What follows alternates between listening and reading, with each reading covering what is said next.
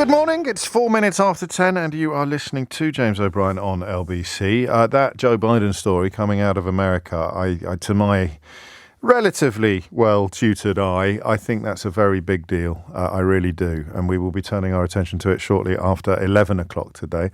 After 12, something a little bit silly that I'm a bit too embarrassed to share with you at this point. Before 12, and this is quite important, I will be issuing an apology for something that happened on the programme a few weeks ago, and which I feel I need to address directly and offer you a full and sincere apology for something over which I and I alone had full control and for which I take full responsibility.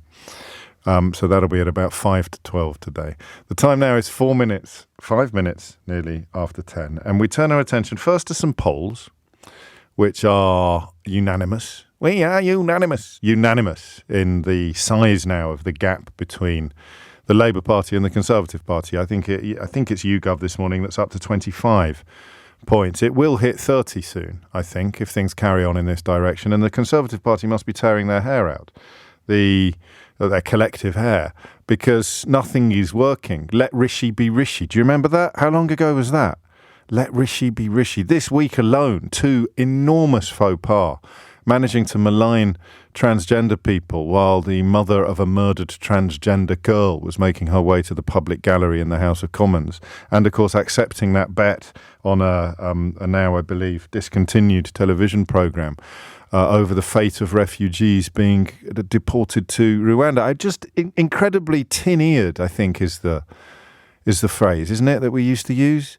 Tin-eared, just really bad at politics. He's bad at populism and he's bad at politics. So everything they do, up to and including smear Keir, which is really gone into overdrive today. I don't know whether you've noticed. If you're capable of sitting back, putting your feet up and enjoying the desperation of newspapers and commentators who take their dictation from Downing Street every morning, the smear Keir attempts with regard to the recalibration of their environmental plans are absolutely spectacular. I mean, it fell to people on question time in the audience to actually tell the truth about it and say, well, I'd rather people change their plans when they were in opposition rather than win my vote on the back of a promise and then break it when they're in power.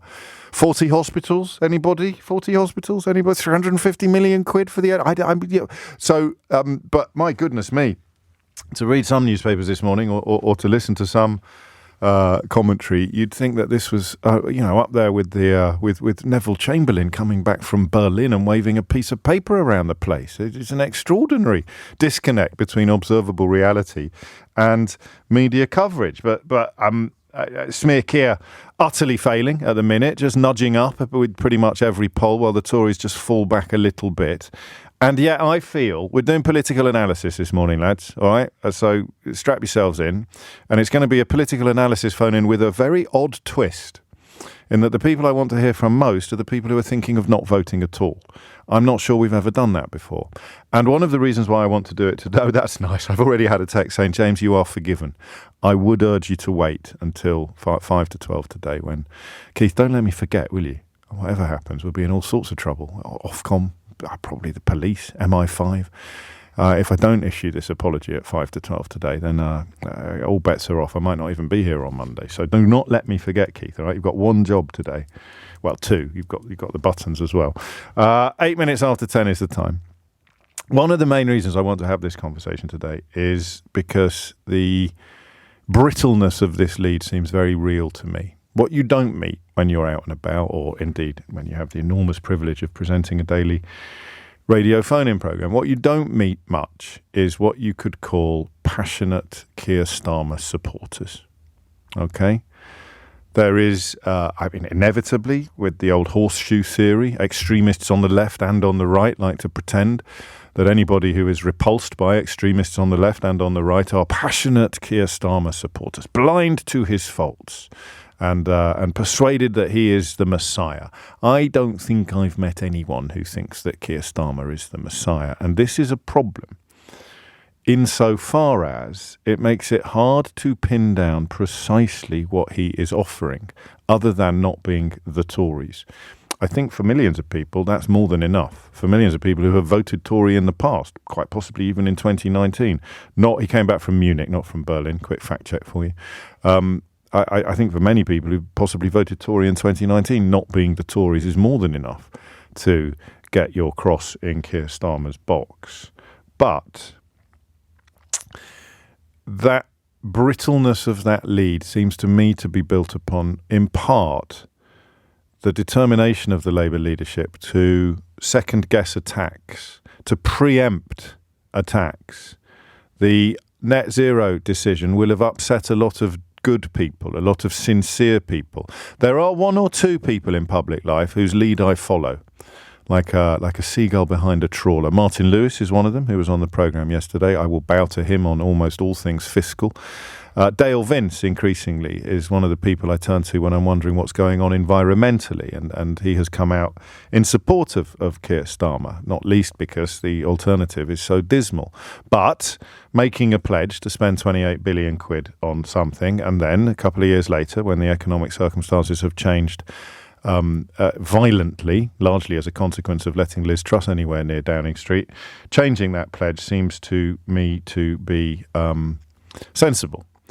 No matter how hard the Smear Keir brigade tried to turn it into a scandal of epic proportions. So that's the problem. Starmer is not inspiring people, for good or for ill. I think he is quite an inspiring character when you dig into his backstory and when you dig into what he does and what he believes in. But if he's not getting that across to the people, that is partly his fault. Millennials, which is people born between 1981 to 1996, are millennials. So that's a crucial demographic, 1981 to 1996. And you can nibble around the edges of that. They are less likely to vote. The Resolution Foundation has warned that low turnout among millennials could offer the Conservative Party a fighting chance.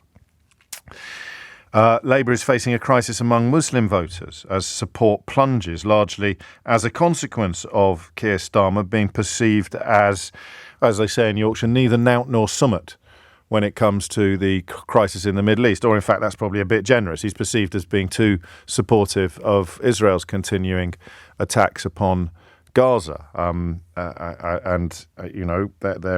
are numbers here, there are statistics that suggest a hemorrhaging of support among Muslim voters. And I was chatting to a 19-year-old a couple of days ago who told me he wasn't going to vote. I don't think I'll vote. Just because he didn't see the point.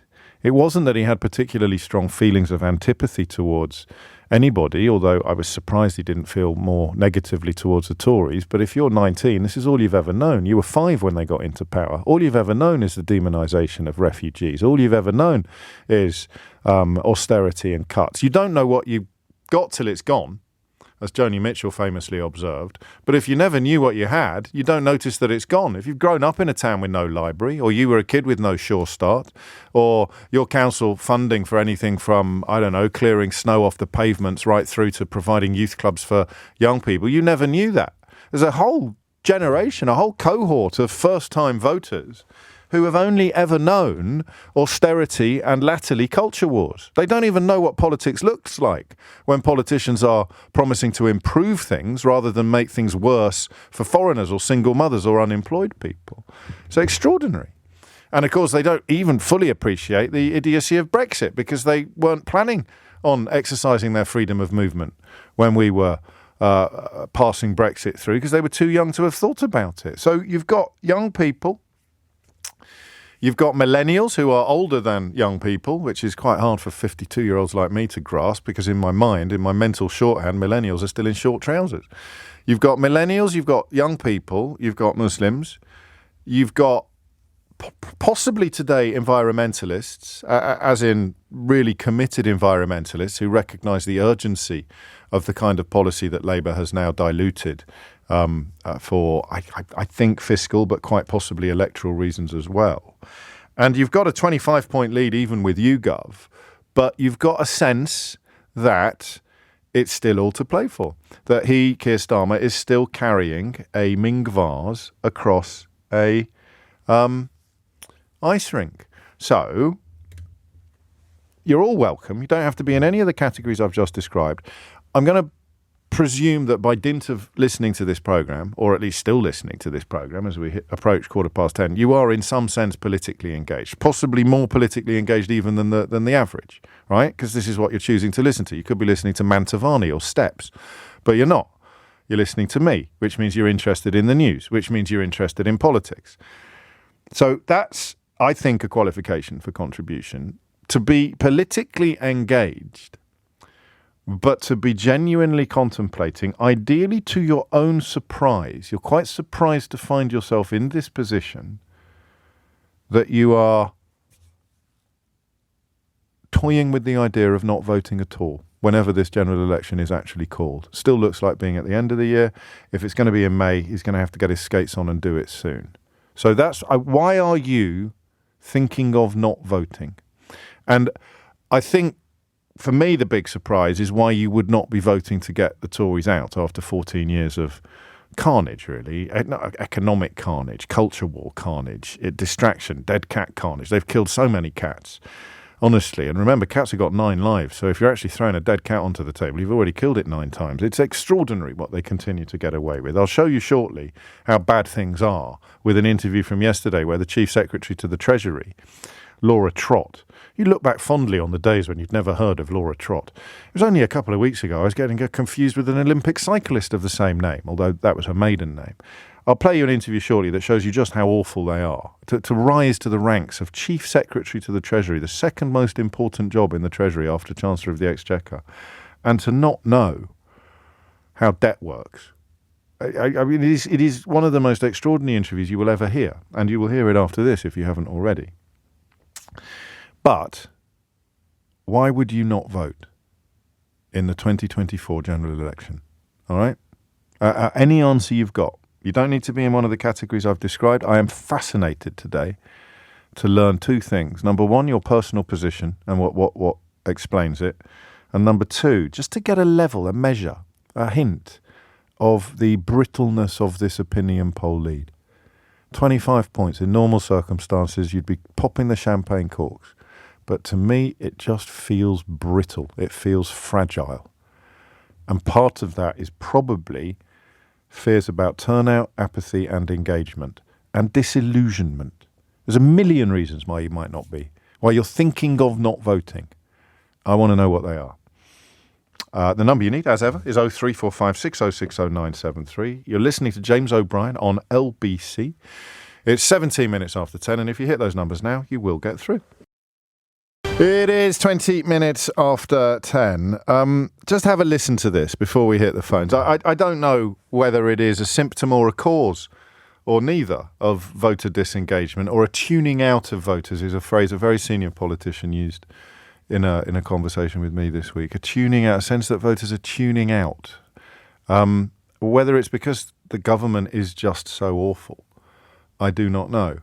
But this is the Chief Secretary to the Treasury, Laura Trott. I can't stress strongly enough the job title. You remember when I think she was Shadow Home Secretary and Diane Abbott was being interviewed by Nick Ferrari, and she got her sums horribly wrong.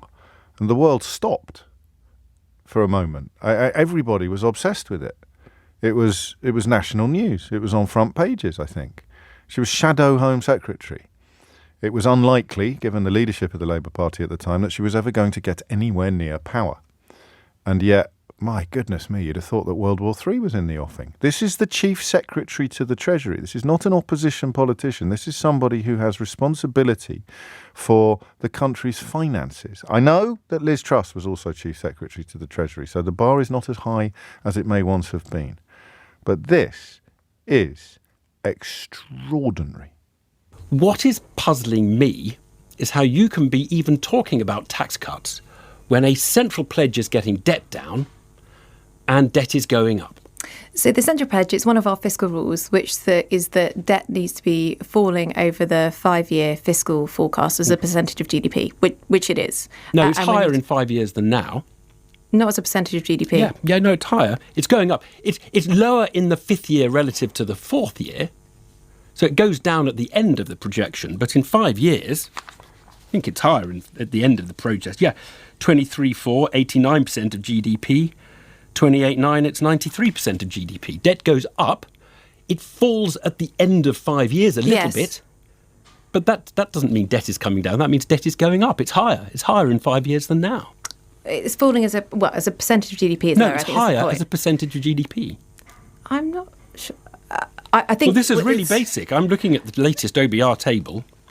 Public sector net debt ex Bank of England, 28.9, 92.8%, 23.4, 89%. So it's up in 5 years. Now, I'm amazed that you don't know that debt is rising, but you're the one who's planning. Percentage of GDP, I'm looking at the percentage of GDP. This is. I think I need to have the figures. I've got different figures, so I think we just need to. Okay, let's just suppose if debt is higher on the OBR forecast in 5 years than now, you couldn't possibly be cutting taxes while your pledge is that debt should be falling.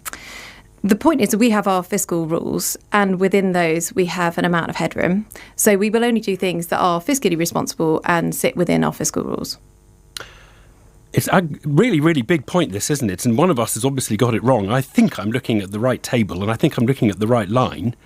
And it's possible that the figures will all change. But at the moment, it looks to me like debt is higher in 5 years than it is now. And you're still talking about tax cuts. It's extraordinary the obvious reason you don't need me to explain to you. She sounds like she can't add 2 plus 2. She doesn't know what GDP is. She doesn't know how debt works.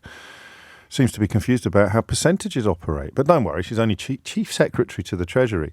But that was Evan Davis on the BBC Radio 4pm programme, doing something that you're never going to hear on this programme. It was an outbreak of extreme and charming modesty on behalf of the presenter. So Evan is a former economics correspondent at the BBC. I had the pleasure of working with him briefly, like ships that pass in the night on Newsnight.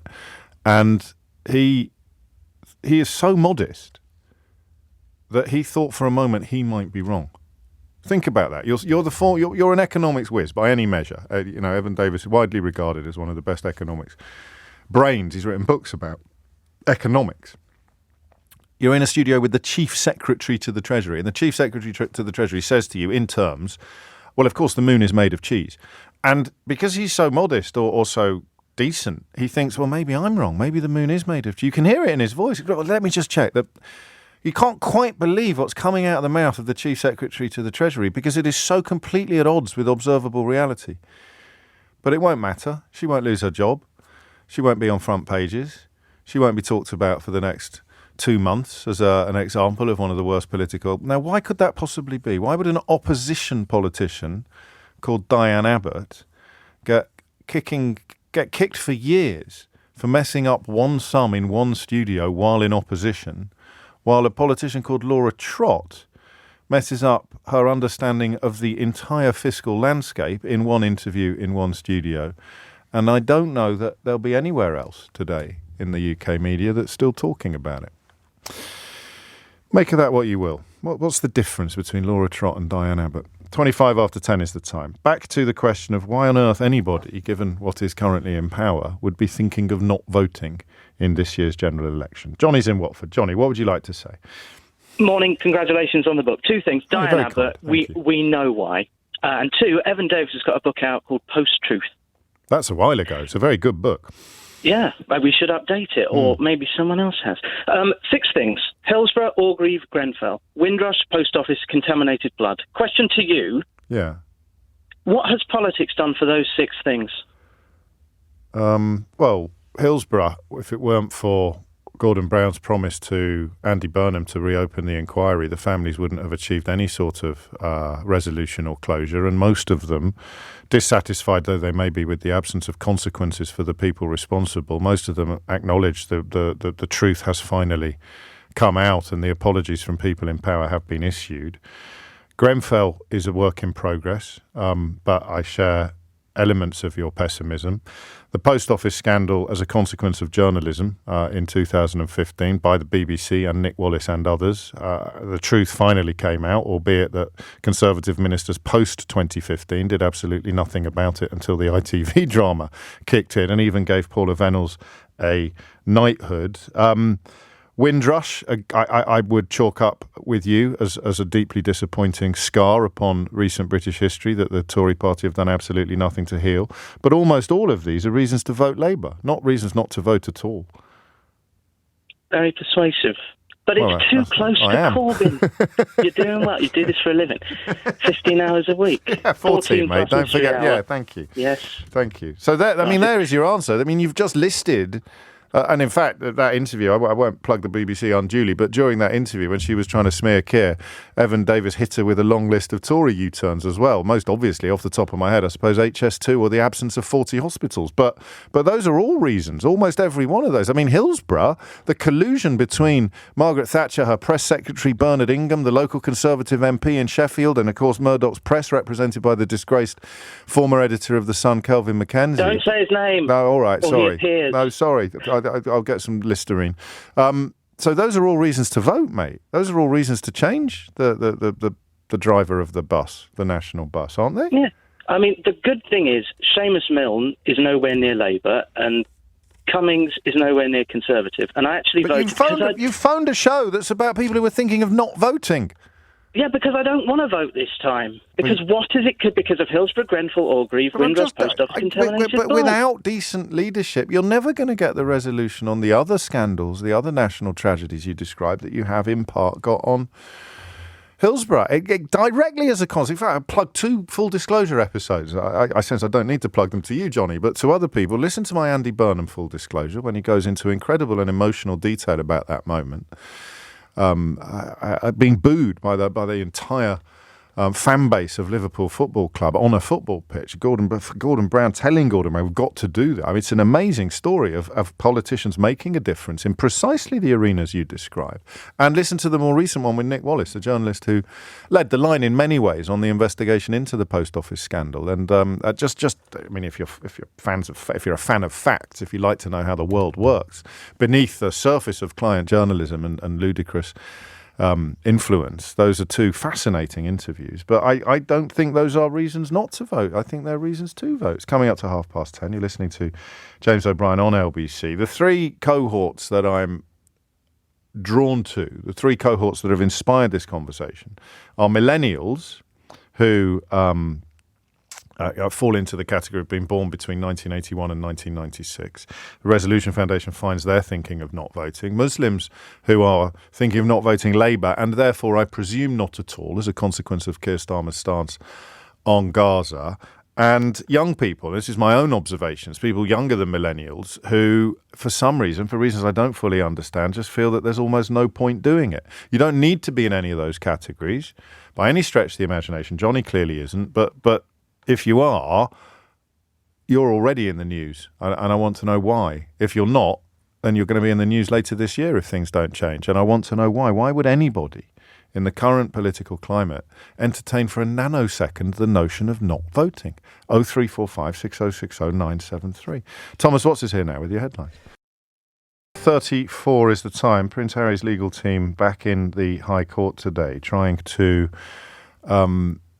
bring the cases that weren't considered in the last battle that he won against Mirror Group newspapers into play. So I don't know if you remember, it's one of the reasons why Piers Morgan's response to the verdict was so disingenuous and in many ways dishonest, because the majority, I think, of cases or of examples that Harry's lawyers had and his code plaintiffs had brought before the court were not considered by the judge. The verdict that the Mirror Group was guilty was reached by looking only at some cases. So his lawyers are in the High Court at the moment trying to get all the other cases considered as well. That would ramp up damages, for example, enormously, and they will find out in the next hour or so whether or not that has been successful, and it's another reason to stay tuned. I'll bring that to you as soon as it happens. Indeed, we will hear from a member of Harry's team, if not on the steps of the High Court, then live on the programme.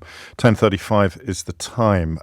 Back to this question of why on earth you wouldn't vote, given the madness of the current political landscape, and as Emma points out, the necessity of a change of government. Very simply, the best slogan going into this election would just be Tories out. Labour could ensure this tomorrow if they made pacts with other progressive parties, but they are too pig-headed. I'm gutted over the green stuff, even though I saw it coming. I'm only paying my membership subs for that slogan now, Tories out, because Labour currently are a bitter disappointment. Yeah, that's hope versus despair. You can cope with the despair. It's the hope that gets you. Harry's in Islington. Harry, what would you like to say? So I'm quite young. I'm 19. Right. And I think that like the schools and colleges, they don't do enough to make you understand politics. So I think for a lot of young people, young people, that people won't vote because they also don't. Like, they think like, what's the point? Really? And partly because they don't understand. I don't know. I mean, neither of us know whether it's always been like that, Harry. Whether it was like that when I was 19 a million years ago. People, I mean, it's too much to be doing, isn't there? But that notion of not appreciating or believing that a change in government can make a change in your life. That seems to be the problem you're describing. Yeah, I just think that like politicians, politics is just one game, and everybody, most of the time, they're just lying. You know what I mean? Like for example, yeah, when we was leaving the EU, we was told like there'd be better trading deals and things like that, and the cost of living has never been as high as what it is at the moment. But isn't that a reason to get rid of the people that told you it would be a good idea? And they are conveniently still in power. Rishi Sunak was a leaver. The entire cabinet has to pretend still 7-8 years later that Brexit was a good idea, whereas Keir Starmer was one of the leaders of the calls for a second referendum and was one of the loudest voices pointing out the catastrophes that were on the horizon that have now happened. So yeah, but do they have does anybody actually have a plan of action that they can put into place to ensure that what they're saying they're going to do, they are going to do? Well, that's a problem. That's a problem. Leadership is all well and good, but yeah, no, you're right. Nobody can follow through on what they're going to say. Then what's the point? Well, you can't prove it, can you, until you're in power? What would work for you then? Is there anything that would stiffen your resolve, that would make you think, yeah, all right, then I'll pop down to the polling station on Thursday and I will actually vote for X, Y, or Z? What would you like to see? Do you know? To be honest with you, I don't really. But if one of the parties was just to make it evident that they're actually going to make a change, rather than just be like every other politician who said we're going to do this, we're going to do that. They need to do something unique and something that makes people think, you know what, yeah, they are going to do something about it, and they're going to make life better for us. And you're not getting that at all? Not really. I mean, Rishi Sunak. Well, no, not Rishi Sunak. Keir Starmer. Yeah, it's just. It's quite significant. You just got them mixed up, really, isn't it, Harry? That speaks volumes. I don't understand it. I don't understand politics too much myself. Well, don't worry, mate. The Chief Secretary to the Treasury doesn't know what GDP is, so don't beat yourself up. You could be Chancellor by the weekend without understanding anything. But I mean, 19 is a fascinating age, because you were 5 when the Tories got into power. Although Laura Trott might consider that you were 17, I'm not sure. You were 5 14 years ago. You've never known any different. The things that have drastically downhill. Well, exactly. So I would have thought that would be a reason to vote for a change. But what you're telling me is that the people who represent change are not striking you as a big enough change, or indeed, in some senses, any change at all. No, I just feel like we're going to change in power. Is just going to be more chaos. And which has the potential to make things much worse. And there is the challenge for the Labour Party. Take it from me, as an older but definitely not a better man, take it from me that it will not be worse. It could not be worse. What we've seen in the last few years is, unprecedented in its awfulness. You've mentioned Brexit, turning the country into the first in history to vote to impose economic sanctions on itself. You've seen people like Nadine Dorries and Jacob Rees-Mogg and Lee Anderson and now Laura Trott rise to prominent positions in the governing party despite barely having a brain cell between them. I mean, these are extraordinary times, but if you've known no different, and the Labour Party struggles, of course, to get its package, its offer, its presentation before you, because 80% of the media is controlled by Tory donors and Tory owners. I understand exactly where you are. Breaks my heart to hear it, actually. That's 2 19-year-olds I've spoken to this week, both engaged to a degree politically, and both disillusioned, sufficiently disillusioned and even disenfranchised to contemplate not voting at all. And I'll tell you something that I think everybody would agree with. That's brilliant news for the Tories. That is bad news for Labour, good news for the Tories. People not voting for change is good news for the people responsible for the situation that we are currently in. And if you think the situation is great, then you're probably a billionaire. In fact, there's a great line about that, isn't there? There's only 2 kinds of people who should be in favour of this government and their policies: billionaires and stupid people. And you can tell which one you are by checking your bank account. Jason's in Totnes. Jason, what would you like to say? Yeah, hi. I'm just touching on the previous caller, really. I thought he did really well with what he said. Is it coming to a point, I kind of feel like, is it too dangerous to vote? How do you Because mean? we're going round in circles. Are we though? Are we really? I don't know. It never seems to get any better. It's been 14 years. What are you comparing it to? No, Poverty, child absolutely. poverty. NHS satisfaction was the highest it had ever been in 2010. Sure, Yeah, no, I start agree. I spending think we on should- children. You almost want to vote Conservatives out because this is ludicrous what's going on. And why has it got this far? I cannot understand. Well, there's a book. how we're in this There's a position. book. There's a book I could recommend at this point, Jason. But it would be a bit self-regarding of me to do Yeah, so. But congratulations. How old are you? How old are you? 40. So you were 26 when Yeah. the Tories got into power, give or take a few months, and Yeah. you don't. I mean, what? So this is a Labour failure that you're describing to Yeah, me. If you don't absolutely. feel an urgent need for change, that's a Labour failure. And the same with Harry, actually, who's considerably younger than you. And this is the trouble, though, isn't it? What are we voting for? There's nothing to vote for. There's just no hope with what the options we have. Obviously, it's going to be Labour, isn't it? That's the only way to get the Tories out. Well, yes, of course, it's good, but they're In not. honesty, isn't it? That's the real. Yes, but they're not realistic, guaranteed a win, and they're not, and you're not. They're not offering you any hooks upon which to hang your hat at all. No, nothing. This is very interesting, and It's really sad. Well, Really I don't sad, want to isn't it? spook you, but they will be listening. Yeah, They will I be don't know. listening I'm really to you nervous and to about Harry. even coming on the show. To be honest, I'm still don't- quite nervous. Well, but don't it's be, and you out would. of my comfort zone, but. Well, thank you for doing so, but you will, come election day, be seriously considering not popping in at all. Yeah, it's hard. I think because Let me read you something. you're going to put these people into power, and Let me read you you know. something. Listen to this, all right? And I'm ambushing you with this. It's an emotional ambush for which Go I for it. apologise in advance. This is from Paul. This is probably not the type of contribution you're looking for. I have terminal cancer and use short-term goals to motivate myself. The big one was seeing my son graduate, which he did marvellously. My next goal is to vote in the next general election, and I can now hardly walk, so it may be a struggle. It's a privilege, a vote, you know. There's millions, billions of people around the world who don't have one. I'll just leave you with that, very unfairly. And I warned you it was an emotional ambush, but I mean, actually, Paul, to contradict you, that's precisely the sort of contribution I'm looking for, although I obviously wish you weren't in the position to make it. Elliot's in Andover. Elliot, what would you like to say? Hi, James. Yeah, Hello, I Elliot. was also a bit nervous about coming on, but then I heard your Laura Trott bit and thought if she can speak on the radio, well, so can I. So, I can't argue with that. Go on, what do you want to say? well, I'm not.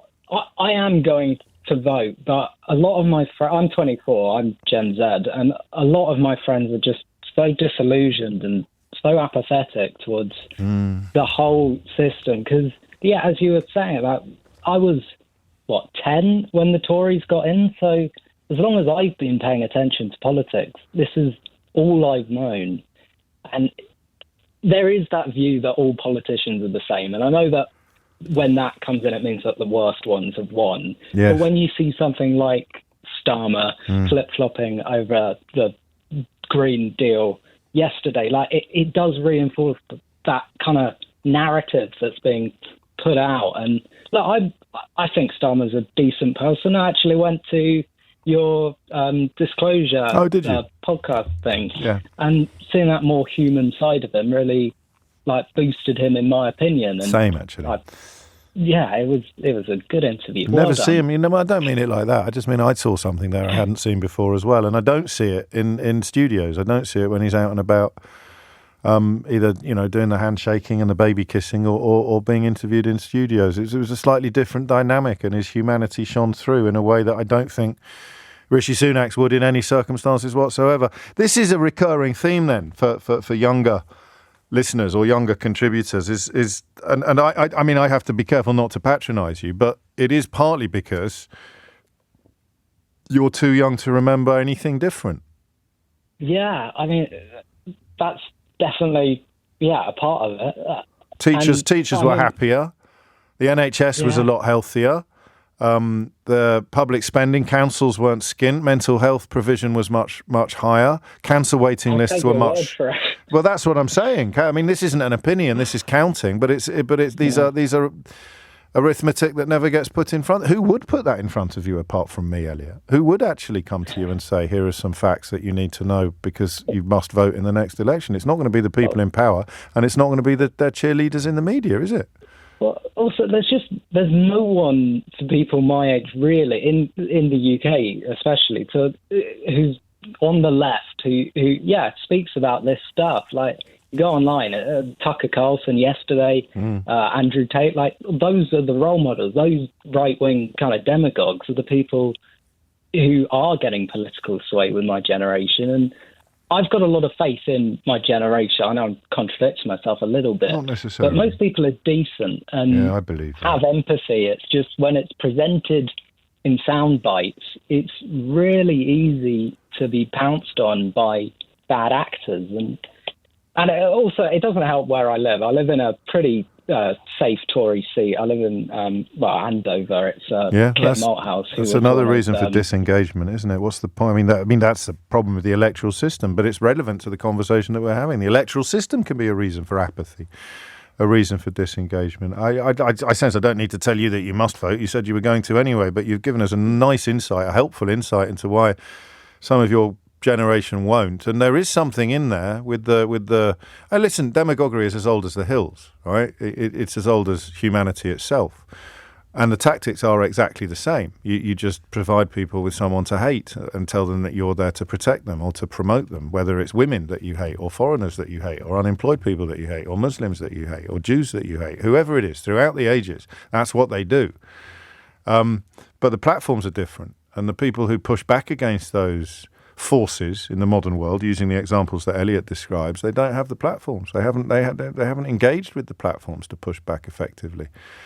That might be part of it, although I don't know how significant it would be in the context of people contemplating not voting at all. 10:47 is the time. Coming up later on the programme, we should find out about Prince Harry's latest legal action in the High Court. I want to give you a little insight, if I can, into the madness of Prince Harry coverage, because he did come to visit his dad this week. But some of the newspaper coverage was so vicious that it made me wonder what they would have done if he hadn't come. This is a sort of you can't win type of scenario, but it's worth exploring a little bit. And at 5 to 12 today, I need to do this. There's no point issuing an apology if you smuggle it out. When I was on newspapers, if they made a mistake on page 1, they put an apology 6 months later on page 49. So I am issuing a very important apology at 5 to 12 today. And I don't want you to miss it. The time now is 10:48. 10:52 is the time. Gilly says, I cannot believe people saying they're not going to vote in the general election. This is for yours, your children's, your grandchildren's future. You'll be helping the vile Tories to get back in. This is what they want. You all need to wake up. Kerry, bloody hell, we have to get the Tories out. And the only option, because of first past the post, is Labour. Shane, the young do have one hell of an incentive this time. Get the Tories out. The young have been trampled on, but I'd be surprised if apathy were to be the reason why Labour don't win. And this rather longer contribution from No Hostages makes a very powerful point very eloquently. I've lived in the UK for 13 years, voted in every election. Before that, I lived in Ireland and voted in several elections and referendums. I cannot emphasise how different the experience is. I can easily see why people here consider it pointless. In Ireland, there are multiple seat constituencies and preference-based voting. You cannot waste a vote, and there are no, quotes, safe seats, end quotes. You rank the parties based on how they align with your values and preferred policies. So you never feel like you've won or lost when the results are announced. The representatives you get represent a consensus of people within the constituency rather than a contest winner. It's not one of the things I took into account because it's always been true. And I'm looking at particular and specific reasons for disillusionment or disengagement. But it is part of the bigger picture, isn't it? 10:53 is the time. Paul's in Lancaster. Paul, what would you like to say? Oh, hi, James. Just going to say that, I've always voted in every election up to now, and just about a year ago, I just gave up on it all. I just don't see democracy working in any way, and that's not because of Tory rule over the last 13 years or whatever it is that's worn me down, which I feel like could have happened with people. Yeah. But and it's not because I don't believe in Labour either. I think Keir Starmer's a good person, a good politician and everything. I just don't think that what they work in, what any politician works in at the minute, is working. I think it's broken.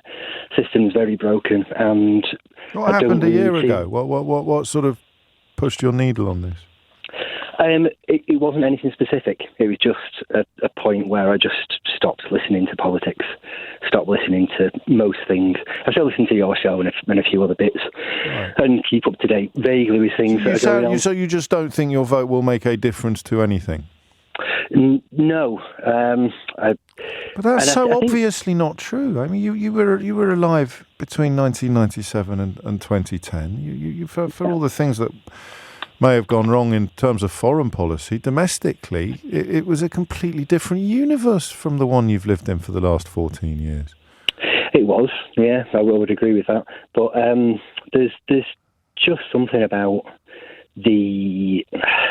I don't know if it's even not thinking my vote will count. I just think it will count towards a system that isn't working, that is crumbling, and there's something about it. You've got to point at something to prove that. You've got to provide me with something to help me understand what you're describing. Yeah, and I wish I could. I don't know what it is, but there's something about it. And like I say, I've always voted, and I heard that bit. But if we can't pin down precisely what your fears of a crumbling are built upon, I'm not sure I can respond to it, really. I find it odd. I won't lie to you, Paul. I find it odd and dispiriting. And I wonder whether perhaps, despite the fact that I bang on about it every single day, that the nature of public discourse in this country over the last 10 years, the way in which all dissent has been squeezed out, anything remotely anti-Tory, never mind left-wing, has been completely closed down, while people on the left wing or the left of the left wing contribute to the destruction and the chaos by banging on endlessly. Here you go, I'll read it. Well, there was one politician on the left who inspired thousands of young people and offered them hope and a real alternative. But at Mr. James O'B spent years smearing and undermining him. Not only factually bonkers, but politically inept. And yet, there you go. So, yet more good news for the Tories. People like this character on Twitter doing their work for them. And the difference is immense between what happened between 97 and 2010 and what's happened between 2010 and 2024. But unless there's someone pointing it out to you, unless there's someone telling you, even if you're only walking past newsagents, all you're ever seeing is negativity and abuse.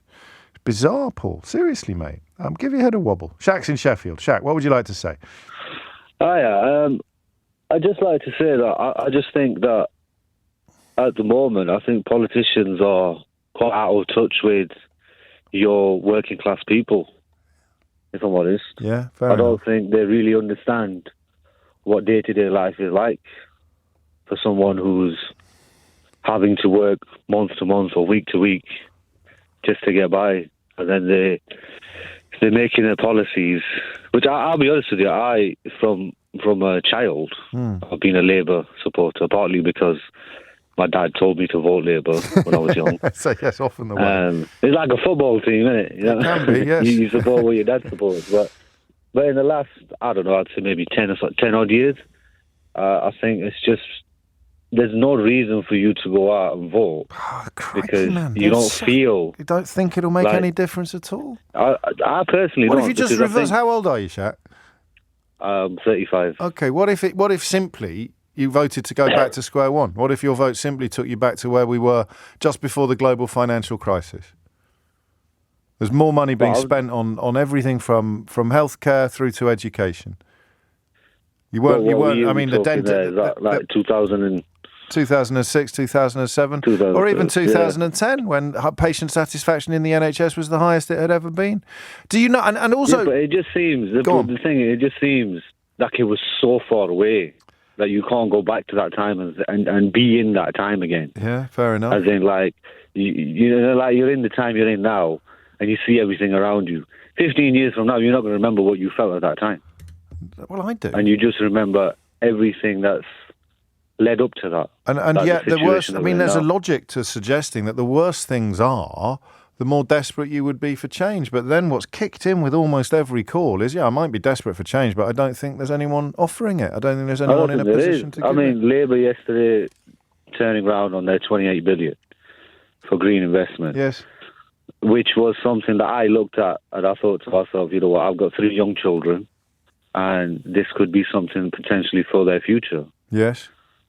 because it's going to invest in jobs, it's going to invest in homes, it's going to invest in this and this or the other. I mean, Starmer would say it still is. We just can't afford £28 billion a year anymore because of what Liz Truss did to the economy. Understand, because I tell you, Liz Truss. I've heard this phrase before, where if there's enough political will, the money's there.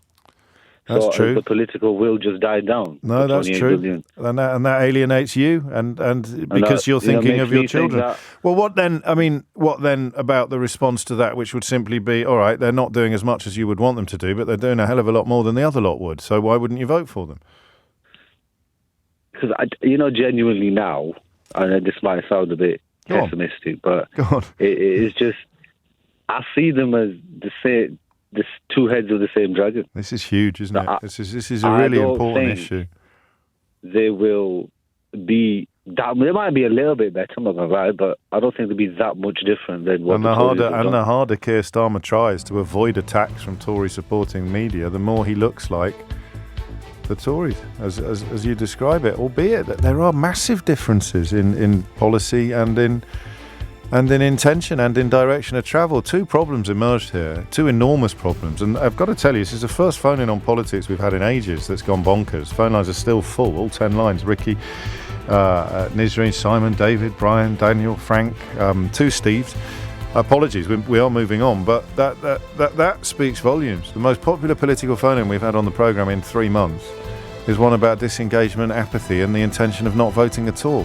That's a problem for the Labour Party. It's absolutely brilliant news for the Tories because their base, they'll be voting in their droves. It is 5 minutes after 11. Has anyone got a fisherman's friend? Can we get a fisherman's friend, please, for Thomas Watts there? I don't know if it's unprofessional of me to draw attention to it, but we've all been behind the microphone with a little bit of a cough or can we please get a fisherman's friend, please, to the newsroom for Thomas there? It's terrible to hear the man struggling like that, but sterling work, Thomas, for which we thank you as always. 5 minutes after 11 is the time. You're listening to James O'Brien on LBC, where can I have a couple of minutes to indulge in a bit of navel gazing? Would you mind? Just because there's a part of you. Listen, the depravity of Donald Trump is now a matter of record and a matter of fact, and you need to be reminded that crowds cheered Adolf Hitler to the rafters when he was embarking upon his murderous regime, and right up until the end of it, Germany was full of people who thought that he was the best thing since sliced bread. So that mystery that some people have about the rise of fascistic or disgusting politicians to power is a little bit naive, and we need to get over it. The big mystery of Donald Trump is why people like him, but there is no mystery about the fact that people do, whether it's because he gives them permission to to be kind, whether it's because he offers them false hope, to be less kind because he gives them permission to be as disgusting as he is. There's a myriad different reasons, and we will no doubt be examining them again with little or no success in the coming months. So you have that impulse, if you are clear-eyed about the threat that Donald Trump poses to civilization, never mind America. Ukrainian people will be quaking in their boots at the prospect of Donald Trump becoming president again. The sex crimes that he has been found to have committed, let alone the ones that he's admitted to on secret recordings, the depravity on every level, the attack upon American civilization and democracy itself, the lies about everything from the numbers of people that turned up at his inauguration right through to the number of people who voted at the last general election. The man is objectively and categorically disgusting. But you have to acknowledge some people love that. Disgusting people love disgusting people. And if you were to find the average disgusting person in this country or in America, remember that half the population would be even more disgusting than them. So you get the least disgusting person here, and you get the most disgusting person there, and then smack in the middle is the average disgusting person in any population, and half of the population is even more disgusting than he is, or she. 7 minutes after 11 is the time. Seems important to mention that. So you come to the story about Joe Biden reluctantly. And then there's a little bit of you that wonders whether you should. Because if you're battling against liars and cheats and denigrators of observable reality and purveyors of fake news and inventors of alternative facts, there are times when you wonder whether you have to fight fire with fire. You know that line that Hillary Clinton deployed about when they go low, we go high, backfired pretty horribly. She would have used the word deplorable rather than disgusting, but they both mean the same thing. You are being very naive and very foolish and at best very optimistic when you think that pointing out how deplorable people are being will stop them being deplorable. They actually love it. You see it in this country. It's precisely the base that the Tory party is appealing to. They're competing now over who can be the most vile about refugees, or indeed about transgender people. These are the only battlefields left for a Conservative party that has brought the country to its knees. And in America, it's times 10. Everything's times 10. So that's the naval contemplation over and done with. There is a very, very large part of me that doesn't want to say what I'm about to say. But Joe Biden is a big problem now. I mean, it's been bubbling away for a while, hasn't it? And the evidence now is becoming, I would have thought, insurmountable. This special report into the documents that were found in his garage essentially excuses him from facing further investigation because he is adjudged to be unfair. It was Michelle Obama, I think, not Hillary Clinton, who said, when they go low, we go high, forgive me. But it backfired, and I think she said it as part of... it doesn't matter. It didn't work, did it? They went lower. When they go low, we go high. And Donald Trump said, well, we'll go lower. There is no low. We will not go, as he proved, of course, on January the 6th and subsequently. So I think there's a massive problem here. And I think that the liberal tendency or the anti-fascist tendency that many of us have when it comes to Trump means we're probably a little bit frightened of saying it out loud, because it looks like being a two-horse race. And one horse is disgusting and the other horse is, it would seem to me, looking too fragile to feature. I don't know how to do... well, I do know exactly how I'm going to conduct this conversation, and it is the perfect way in which to do it. But first, some evidence. Earlier this week, he got President Macron mixed up with Francois Mitterrand, who died in 1996. Now, you know, I speak solidly sometimes, it seems, doesn't it, for 15 hours a week to you, give or take a mystery hour, and I misspeak occasionally. The only one I've picked up on recently, because there was a bizarre fireworks display on Twitter, was when I called Brianna Jai he in a sentence where I was also talking about her dad. I just got my words the wrong way round for a nanosecond before correcting them, which, of course, does nothing to insulate me from accusations of base transphobia in some corners of the internet, but I think we can all progress untroubled by that. So I'm just talking about the misspeaking of people who speak for a living. You're allowed a few free passes. You're allowed a few. I interviewed Bob Crow once, the former leader of the Rail and Maritime Union, who was going on strike on January the 31st. And I said, that's a bit cruel, isn't it, Bob? Everybody's out partying on New Year's Eve. And he said to me, I think you'll find that New Year's Eve is December the 31st, James. And you just you're live on the radio. There's no getting away from it. You want the world... you want a big hole to open up in front of you so that you can jump in it. But the Biden stuff is not exceptional anymore. It's happening all the time. And it's accompanied by an air of fragility and frailty, an air of mental compromise. And at 81 years old, he could be as fit as a fiddle mentally, but he isn't. I think Trump's got all sorts of problems as well in similar departments. He comes out with some absolute gibberish, but of course his crowds cheer it. The curse of the liberal is to pick over your lot almost as assiduously, if not more assiduously, than you pick over the other lot. Have a listen to this. There's a few things happening here. He gets Macron mixed up with Mitterrand. He appeared to forget the name of Hamas. He described the Egyptian president as the president of Mexico when discussing the war in the Middle East. And, of course, underpinning all of this is the report into documents that should never have been taken from the White House being found in his possession, and its essential conclusion that he is too forgetful, he's too mentally fragile to answer questions. Cognitive frailty, I think, is perhaps the best way to describe it. And I think it's a huge problem. What I'm going to ask you in a minute is to reflect upon your own life, actually, rather than American politics, and to help those of us who don't know anything about these issues to pinpoint precisely what the difference is between old age and cognitive frailty. It becomes close to or indeed becomes a medical issue. I also get the time wrong and the date, don't I, on a regular basis, but these are what you might call occupational hazards rather than signs of cognitive frailty.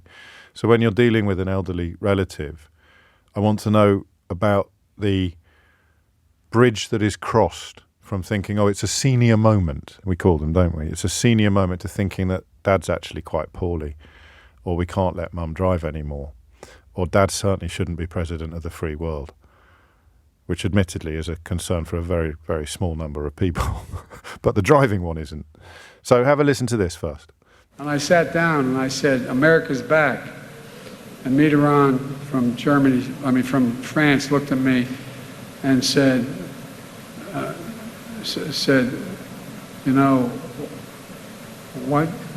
how long are you back for? There's been a response from the opposition, but yes, I'm sorry, from Hamas, but it seems to be a little over the top. Initially, the president of Mexico, Sisi, did not want to open up the gate to allow humanitarian material to get in. I've been pushing really hard to get humanitarian assistance into Gaza. And as I say, this report into papers that were removed from the White House and that he kept in his possession when he was a private citizen suggests he is not being charged because of concerns jurors would see him as an elderly man with a poor memory. It's slightly different from the contention that he's not being charged because he is an elderly man with a poor memory, but it's concerns that jurors would see him that way. It's a very, very critical assessment nonetheless. And I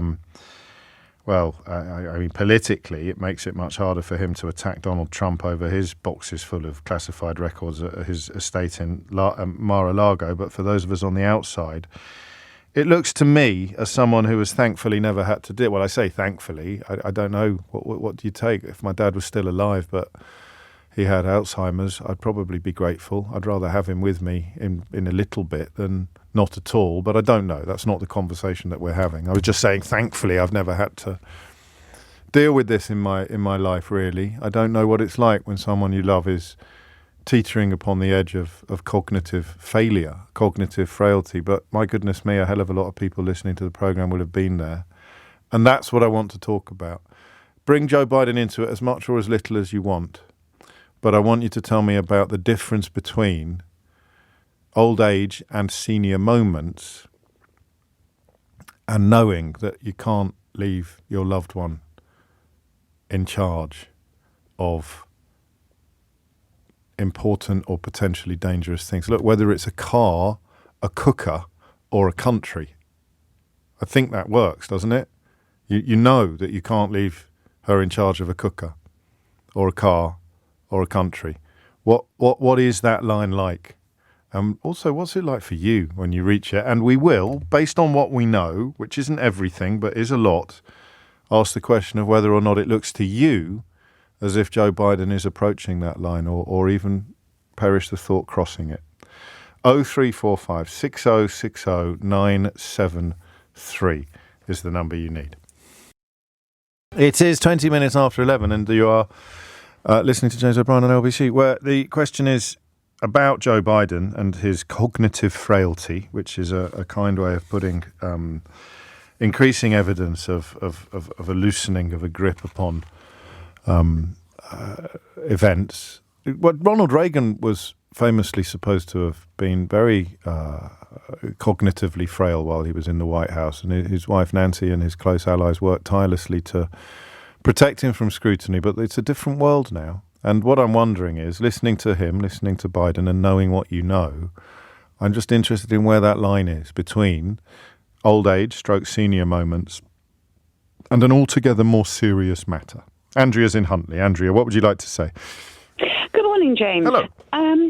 My mother had dementia. She died of it. And once somebody gets past the senior moments, they become a danger to themselves. And it's very scary because they will deny that until they are blue in the face. They will deny there's anything wrong. And my mother put tissues on a gas fire because she thought it was an open fire. She either burned food or undercooked food and made herself ill. And trying to stop her driving was horrendous. I mean, it led to so much upset. And if somebody like Joe Biden is at that stage, then it's a very dangerous situation because he will deny anything going wrong. He will deny until he's blue in the face. And it's very, very scary if somebody is in such power. To even think about the prospect. Although oddly, as you gave those examples from your mum's decline, I found myself thinking, oh, well, we've got nothing to worry about here then. Biden's clearly a million miles away from there. He just gets a few names and dates mixed up. Well, yes. My mother put her passport in the airing cupboard and we couldn't find it for weeks and she was due to go away. Oh, bless her. But she denied that she did it. Yes. She was living alone, but she denied that she did it. And it's that denial that is so difficult to counter. When somebody gets further down the line of dementia, though it's awful, it's actually easier to deal with. And in a way, my question is a bit pointless because we are talking about incremental change, aren't we? We're not. You don't go to bed one night in full grasp of your faculties and wake up the next morning having lost control of them. No, and somebody can function quite normally, on all sorts of things, but they will start denying that they're forgetting the important things. See, I wonder. I mean, I hope. Very scary. It is very scary. My friend Bill Browder was on with Ian Dale last night and said, I didn't hear it. Hazel's texted to say, Bill said that Biden was still as sharp as a tack. I guess if you put that, I borrowed that clip from the Breakfast Show. If you put together clips that were days apart, and in between each clip, he's perfectly fine. He's perfectly on the ball. Then the problem doesn't seem anywhere near as acute as it does if you knit them all together and play them all out at the same time, does it? No, somebody can come across. My mother presented very, very well. Her friends denied that she had any problems and accused my sister and I of all sorts for years. Oh, it was horrible. It was absolutely horrible. But my mother presented very, very well because she'd always called everybody darling. So that was her way of disguising the fact that she'd forgotten all their names. She could, yes. And so it becomes deniable until it's undeniable. What if we had to put into a sentence the point at which it becomes undeniable? We're talking about where this conversation started, when she's doing things that bring her and anyone in her immediate vicinity into genuine physical danger. Yes. Well, then, I mean, we're a long way away from that, clearly, with Joe Biden. But how far and how quickly does the decline follow? And is it even fair to be asking this question? We could, of course, be doing that thing that liberals always do, which is holding our own side to much, much higher standards than we hold even the other side. And look where that's got us over the last few years. But it's still an interesting question. And, that's not normal. That even if the clips have been unfairly knitted together, and even if the special prosecutor in this case is a Republican, the frequency of these lapses, I think another one recently was referring to Helmut Kohl at a meeting when Helmut Kohl had ceased to be Chancellor. In fact, he'd passed away several years previously. You do it once, twice, three times. At what point does it become emblematic or symptomatic of a deeper malaise? And although the special prosecutor may be a Republican, as many of you are reminding me, it doesn't change the nature of the evidence with which he has worked. Biden said in a statement he was pleased the special counsel had reached the conclusion I believed they would reach, that there would be no charges brought in this case, and the matter is now closed. Also, as you've heard in our bulletins, denying any form of mental frailty or cognitive failure. 11:26 is the time. Bridie's in Elstree. Bridie, what would you like to say? Good morning, James. Thank you for taking my call. Very welcome. My late husband developed a type of dementia called logopenic aphasia, and he was in his early 50s. At the time, it was difficult to tell what was going on, but something was. He was working very hard, and he was dealing with complaints for a big company and going out to see customers, making lots of notes. But it was just all over the place. He didn't claim his expenses for work, right. And there were all sorts of issues going on, but it was very hard to work out what, and it was quite erratic. And I think that's where the big problem comes in, because it is so erratic. He spoke well. He was able to use words to fill in for the words that he couldn't remember, but it wasn't obvious that he wasn't remembering. And this went on for some time until I went to visit a friend who said, no, there's something wrong. Oh. And we fortunately found a doctor, our GP actually, who'd heard of this type of dementia and recognised it almost instantly. We were incredibly lucky. Okay. But what I'd found over the years was, because we'd always worked closely and I loved his work. Yes. So I would read letters for him. There'd be new legislation which we would look at together. And in a way, although I wasn't complicit, it just continued to develop without it being very obvious, because my part just became bigger, but I didn't recognise that. I mean, this is everything about this is incremental and gradual and involves denial and camouflage and covering up. Masking, I think, is the psychological term. But it was masking, yes. But I don't think he had any insight. He was just doing what he was doing, and although he was having difficulty doing it, I think he thought it was just because it was difficult. Yes. Even later on, there were only very few times when he appeared to show any insight into his condition. There was no denial. Right. I would never say you've done that wrong. If he did something wrong, like the day he made a cup of tea and said, this isn't right, and I said, no, it's not, you've put the milk in the kettle, but we need a new kettle anyway. So it became a way of just compensating for all those things that went wrong, because stress makes it worse. And we have no way of knowing, do we, if anything in private is happening that would give cause to concern to the American people. And a few people are a little bit cross with me. Bridie, thank you, that's incredibly helpful. But none of this will be conclusive. It's a conversation. This is obviously, says Alice, an attack from the Republicans. Look at how many names Trump gets wrong. He called Nikki Haley Nancy Pelosi for a whole rant the other day. You're absolutely right, and we talked about it.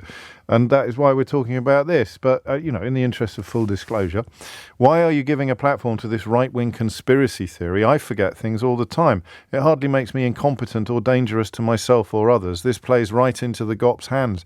I just sense overnight a shift, and I hope I'm wrong. And if I am wrong, then we will put our shoulder to the wheel of restoring the previous situation. But I mean, Trump has obviously got all sorts of problems, some of which are cognitive, most of which are moral.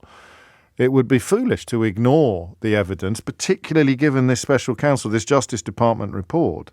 You cannot ignore the evidence that Joe Biden also has questions to answer in this field. And the question I'm asking, very simply, is how do you tell the difference between a moment of forgetfulness, as you describe it, and something more serious? Because I don't think that I do routinely forget the names of hugely important figures in my professional orbit. What's the name of that fellow who does the breakfast show? Or who comes on after me again? It just doesn't happen. But I don't know whether it's significant or not. I got someone next to me who says Sheila Fogarty. I go, oh yeah, Sheila, of course. And then I carry on speaking about Sheila with knowledge. I just temporarily forgot her name. How big a problem is that? I honestly don't know. And I don't know whether it is emblematic of something bigger, but I can't help thinking that it might be. 11:30 is the time. Remember, big apology coming up at 5 to 12. Should be hearing from the High Court about Prince Harry's latest attempt to hold the Mirror Group newspapers to account for the instances of alleged hacking and interference that were not covered in his first court victory against them. The judge only looked at some examples of the crimes committed. So crimes, of course, that have seen other people go to jail, comparable crimes. So saw the former editor of the News of the World go to jail. Of course, by that point, he had already been appointed Director of Communications by David Cameron, just in case you think I exaggerate about the incestuous nature of relationships between right-wing media and right-wing politics in this country, and indeed criminality. 31 minutes after 11 is the time. Thomas Watts has your headlines. 25 minutes to 12 is the time. James, as a watcher of US politics, I have American family and friends. The issue may be that any other Democrat candidate would push to replace Biden would probably push many floating US voters into the arms of Donald Trump, and it would harden Trump's base even more. The other candidates are public zealots on one or more topics like diversity, equality and inclusion, gun control, social elements like trans in schools and sports, enforced reparations. I'll take your word for it. I mean, I don't even know who the front runners would be in the event of needing to replace Joe Biden, but if they are, and the culture wars have worked in America in a way that they haven't worked here yet, so there's probably some pertinence in that. And I feel sorry for the man, but at the moment I'm beginning to question who is making the decisions in the White House with all the problems going on in the world. And the Brits, of course, supporting America, whatever they do, because of the so-called special relationship. It's a bit worrying to see Joe Biden in the current state. And he's being forced to address these memory loss accusations now in public and clearly is very frustrated by it. And I acknowledge that you think it's unfair to be asking these questions. Some of you texting me think it's unfair to be asking these questions, but I don't. I'm sorry. It's the evidence. It's the biggest stage in the world. The combination of adrenaline and experience makes you less likely to make mistakes in those contexts than you are in any other. It's why you never hear me swear on the radio. I'm in a heightened state of awareness. You've never heard me swear on the radio, not accidentally, have you? I don't think you have. I won't say I can't remember. That would be a bit inappropriate in the circumstances. But I haven't. I mean, if you meet me off stage, off air, I'm potty mouthed. You know. In fact, on stage, I can swear quite. I swore a lot in Wolverhampton on Friday night, and then a friend came to see me in the interval, and he brought his 9-year-old daughter with him, and I realised, oh my days, I've been effing and jeffing like it was going out of fashion. And so you see, I'm just using that as an example because I know what I'm talking about on this issue. You're in a different space. You're in a different gear. And yet Joe Biden doesn't seem to have that gear anymore. His levels of forgetfulness seem to me to be troubling. But are they troubling to you, knowing what forgetfulness looks like, knowing more than I do about the line between a senior moment, as we call them, and cognitive frailty, which is a more serious and permanent condition? 03456. Actually, there's not many. There's 2 phone lines free, so be quick and grab one. Rob's in Bromyard. Rob, what do you think? Well, Joe Biden kind of reminds me of my dad, who passed last year. They're both intellectuals, very sharp, all that kind of thing. The Macron gaffe was my dad. Right. But he would have covered that up because he wasn't on stage with an acerbic comment about the French. We'd have all laughed and moved on. Okay. It was only, and I understand dementia because my mum had vascular dementia, which she died of. So I fully understand the signs of dementia. As you get older, he says, being 60, you get some cognitive decline. Anything else, you're kidding yourself. Yes. If you don't buy into that. But what I found was, and what we found with my dad was, it was only at the point at which we had to spend more time with him. He had sciatica, right? So I had to go and stay with him to look after him, and that's when I saw the state of the cognitive decline. Because he could put a show on for half an hour, and there'd be the occasional word gaff. Sure. But he'd also give you a 20-minute discourse about the dysfunctional political system that we have here. Without putting a foot wrong. Without putting a foot wrong. And would come up with ideas that would leave you breathless. But an hour later, he'd have forgotten he had that conversation. Ah, okay. Now, it wasn't dementia, it was cognitive decline. His memory was starting to go.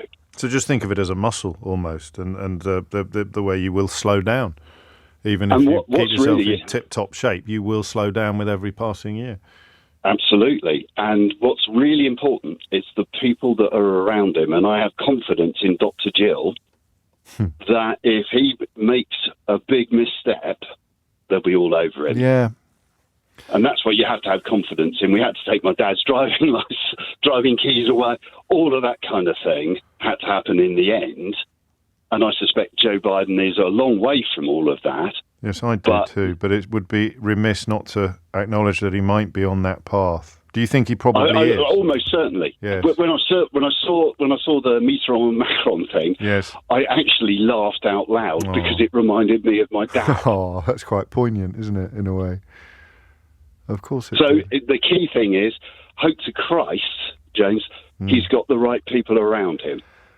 Nicely put, actually, because the alternative is obviously the alternative, if it involves increasing Donald Trump's chances of getting back into the White House, it is objectively awful for humanity. And I fully appreciate, I don't want to alienate any listeners, that some people love the idea of Vladimir Putin trampling all over Ukraine and then quite possibly moving on to Estonia or Finland, and they love the idea of stability in the West being even further undermined than it has been already. You probably wouldn't if it actually happened, but at the moment you think Donald Trump is the answer to all your prayers, and I fully appreciate your existence. And of course your epic wrongness, but everybody's got the right to be wrong. Thank you, Rob. Speaking of which, big apology coming from me at 5 to 12 this morning, something that happened on the programme back in November. You may have picked up on it at the time, but it would be... What I'm not going to do is just sort of, quickly do it with no fanfare or fuss. It deserves at least as much attention as the original mistake/crime got at the time.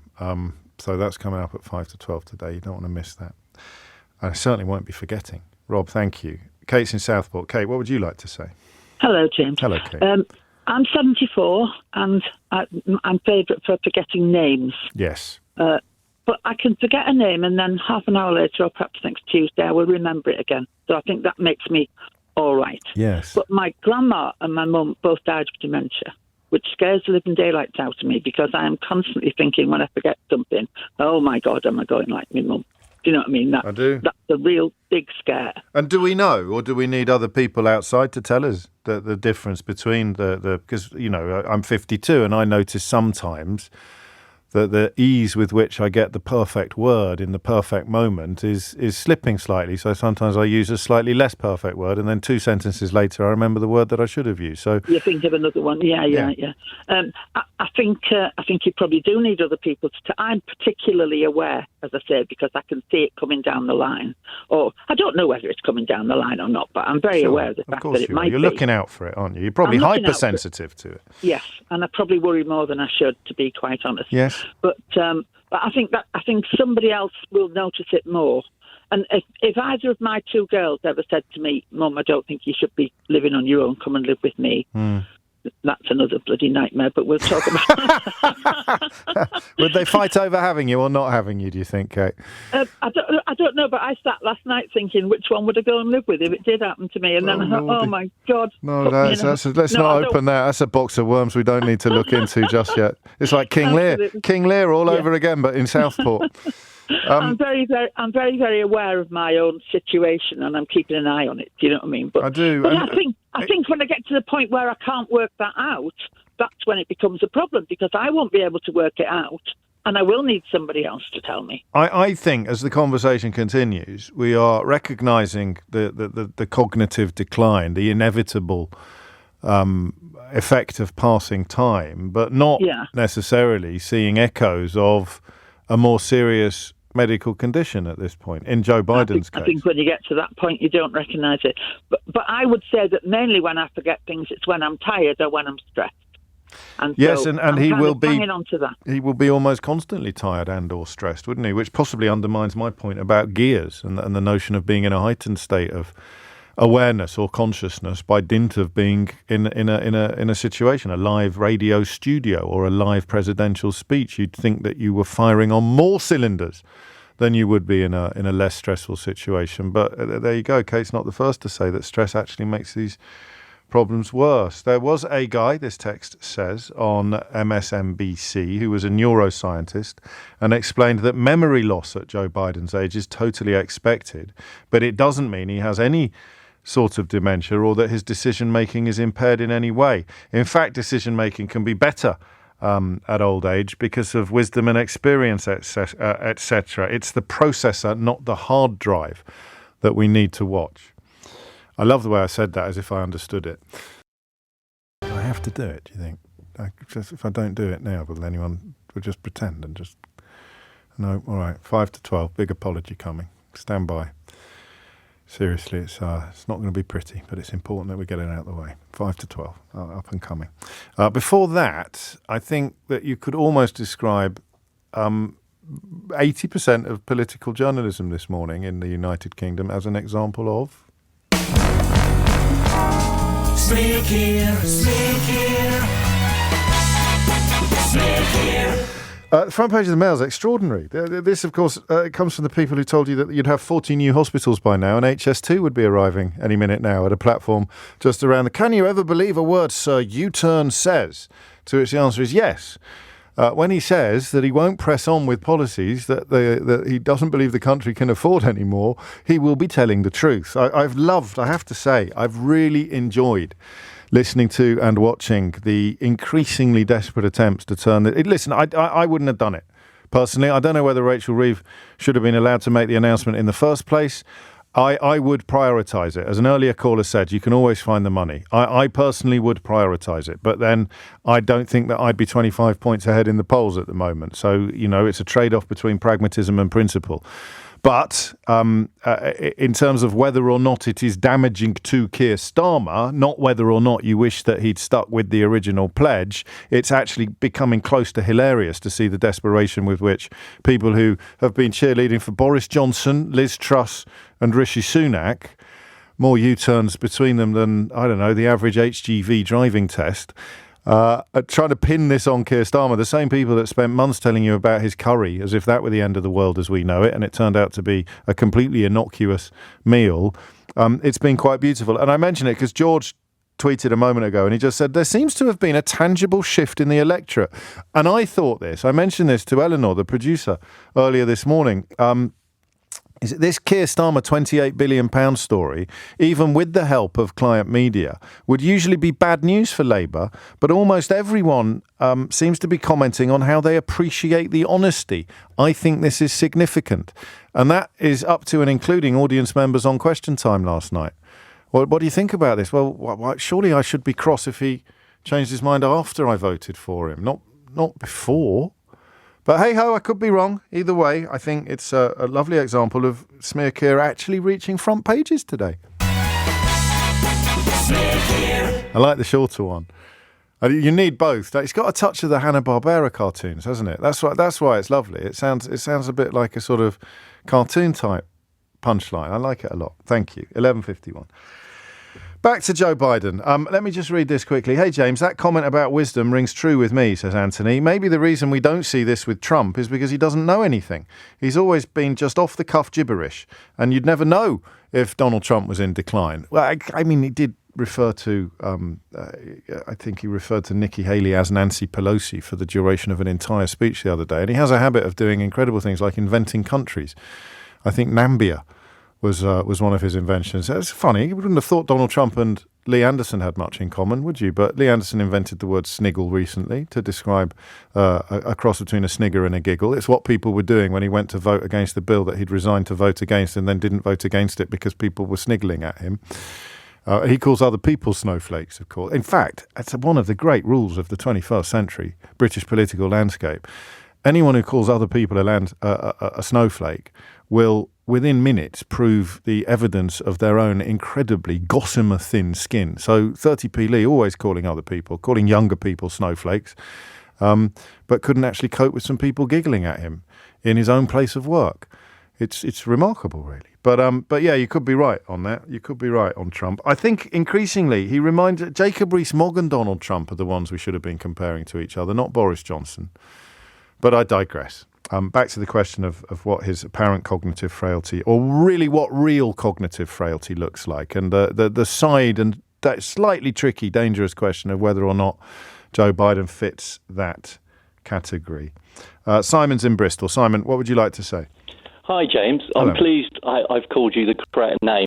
It's always the thing that I'm really scared of doing, calling you my name. But anyway. Well, that happens a lot and is not a sign of cognitive frailty, is it? It's a sign of nerves, actually, on the radio. It is. And I would be clear, I don't think Joe Biden should stand. I want the Democrats to win. But Okay.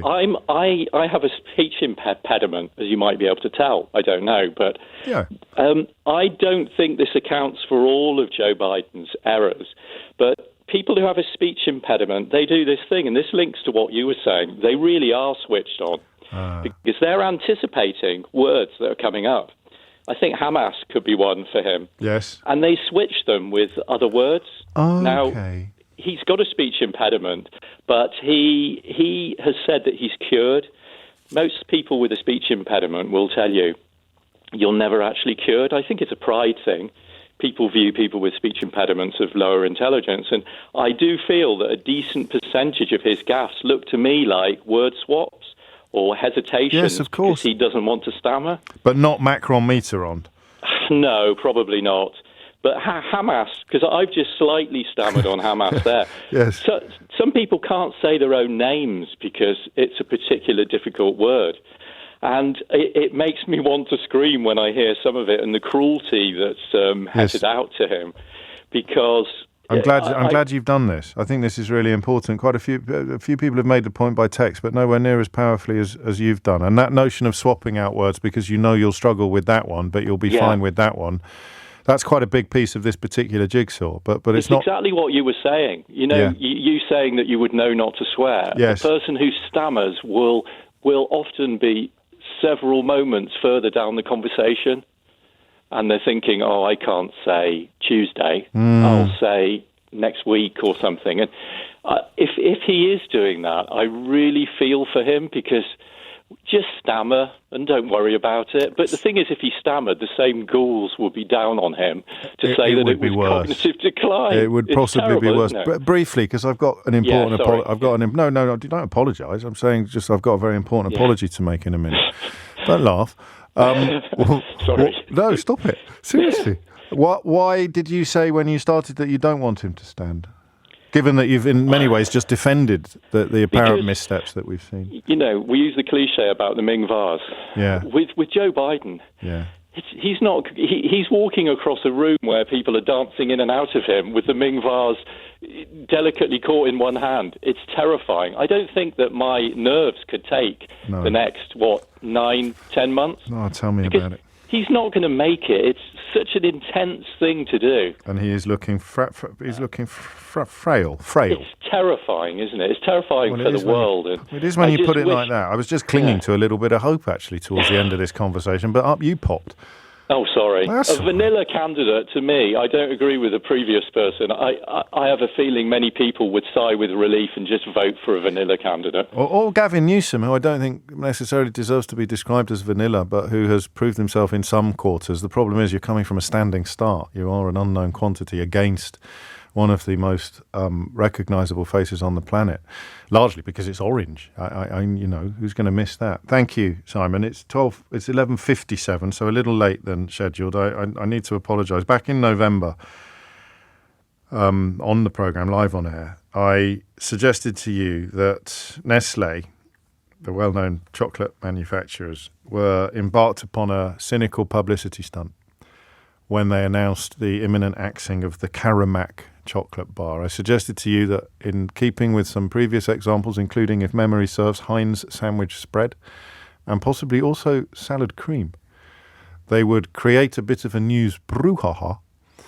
and then announce, after protests at the imminent axing of the Karamak bar, that they had listened to the public and decided to leave Karamak bars on the shelves. I think now that it is February, I have to acknowledge that I got that wrong, and that the Karamak bar is destined for the great chocolate bin in the sky. So I'm very sorry. I know that, I normally get these things right and you rely upon me. I haven't made a single mistake yet on Brexit or indeed the decline of the Conservative Party. But when it comes to my chocolate predictions, I have put my foot in it there. There are two reasons for this, if you care. One of which is Caramilk. So the Cadbury's Caramilk has just knocked the caramel-based chocolate bar out of the park. And I'm very, very grateful to everybody who's turned up at my book signings with packets and, in one case, a box of Caramacs. And I will do my best to work my way through them. But they are simply not as nice as Caramilks. They just aren't. So my apologies to... Well, I think I've let you down, I've let Nestle down, but most of all, I've let myself down. And I apologise for that enormously. What is quite interesting is that there is now another chocolate bar that is set for the axe. Not the Yorkie. I have read that the raisin and biscuit Yorkie is on the way out, but that I think is a predictable state of affairs, given that you hardly ever see them in shops anyway. But there is another chocolate bar. If I told you that they're getting rid of a chocolate bar that was in your lunchbox when you were little, but is not a penguin or a Viscount mint biscuit, what would you be left with? This is next on the list of much-loved childhood confections to be set for the great biscuit tin in the sky. So it used to be in your lunchbox when you were little, but it's not a penguin or a Viscount. I'll tell you what it is after this. Interesting, this. A lot of love for the club. Please, no, not the club. Blue ribbon. Blimey, showing your age there. Is the blue ribbon still there? You got the right one there in your selection, but you sent 3. Please, no, not the club. It's not the club. The club is safe. Crikey, I don't want to get into trouble again. It's bad enough having to apologise for misrepresenting the Caramac. It is indeed the breakaway. Not the runt of the litter, as one texter has suggested. Johnny suggests the runt of the litter, or fondly remembers the time he snapped his Kit Kat at lunch. I have to see Matron for that at my school, and found it was solid chocolate all the way through. Do you know, I think I was eating a picnic last night. We are going to be talking about something important in a minute. I was eating a picnic last night from an unfamiliar angle, and I think a picnic is built on a Kit Kat finger. I could be wrong. Is it the same company? Is it the same company that do Kit Kats and picnics? Has anyone ever discovered this before? Is this a well-known fact in chocolate? So it's not the same company. It's not a well-known fact. I looked at it. Have a look at it. Get yourself a Kit Kat, a picnic. I think what you've got is a Kit Kat finger, and then it's got all nuts and stuff on it, like a sort of rockery of chocolate on top of a Kit Kat. Just a theory. I don't know. Did you? No one. Anyway. It's the breakaway. The breakaway is soon to be no longer on our shelves, going to the great biscuit tin in the sky, which is a great shame. I like a breakaway. Nestle has announced it's been dropped after more than 30 years on the shelf and a regular addition to school lunchboxes. So that is the Caramac, the breakaway, and the biscuit Yorkie, not the chocolate bar, the brand Yorkie branded biscuit. Oh, the Yorkie branded biscuit. So it's not even a Yorkie. It's like the biscuit with Yorkie chocolate on top, is it? I didn't even know there was such a thing as that. I like the Galaxy one. Last time I mentioned this, they sent me a box. I like the Galaxy one a lot. The chocolate bit, whoa! I tell you what, that old McVitie's, they need to look out. That Galaxy chocolate biscuit. I've not seen a Yorkie chocolate biscuit now, and do you know what? I never will. It's on its way to the great biscuit tin in the sky. Wasn't there once an advertising jingle that said, "Don't take away my breakaway"? Well, that was tempting fate, wasn't it? Now that we know they are indeed taking away your break. Don't take away my breakaway, but take away your breakaway. 6 minutes after 12 is the time. I said a moment ago that we were going to be moving on to serious matters. I lied. We're not. We're moving on to what you could loosely describe as a typical Friday 12 o'clock topic. We sometimes like to ease our way into the weekend with a slightly less serious. Yeah, you might be right. It might be a drifter rather than a Kit Kat that the picnic is built upon. But anyway, enough chocolate-based shenanigans. I'd like to talk next about a story that caught my eye earlier this week. 4 in 10 dog lovers tell their pet that they love them more often than their partner. And that set me thinking. It set me thinking that, and I realised a little bit later, a little bit after coming across this story, I realise that it possibly fits my family as well, this. I do occasionally catch Mrs. Like if I'm cooking something and Mrs. O'Brien's in the kitchen and she says something, quite soppy, and just for a moment I think, oh, that's sweet. And then I realise she's talking to the dog. Does that ever happen to you? Like you might be in the next room and it's, oh, hello, darling. How are you? Have you had a nice day? And you go, I don't know why she's talking to me as if I'm a baby, but that's very sweet and that's rather nice. And you go, yes, thank you. And then they say, no, I'm talking to the dog. The voice changes, doesn't it? Have you noticed this? I'm talking about dogs. I may include cats. It depends how busy the phone lines are. Well, initially, I'm dealing with dogs on this one. Or I'll tell you what, if no one rings, we'll bring goldfish into it, shall we? Or your pet chinchilla. But there is a voice that your partner uses when they're talking, and you probably use it as well. But I'm interested in people who feel a little bit jealous of their pets or their pet's relationship with their partner. Not to get too unsavoury about it. It's the voice that changes. So you will be in the kitchen, and your partner will be in the hall or the sitting room, and you will hear them going, oh, what do you want? Do you want a little treat? Do you want a little treat? And you'll go, yes, please. Yeah. And then they'll say, no, not you. I'm talking to the cat. So there is an element of comedy here. Telling your pet that you love it more often than you tell your partner. Probably not a recipe for harmony, I wouldn't have thought. 4 in 10 owners tell their pet they love them more often than their other half. This is a poll. 23% admit they rarely buy gifts for their lover except on special occasions, but they happily spend on random presents for their puppy, for their dog. 9 in 10 believe that their pets know they are loved. This is about dogs. And 13% confess to spooning their dog. Look, we're not going there, all right? And it is, listen, well done to the company that commissioned this survey, rover.com. It's worked its way into my consciousness.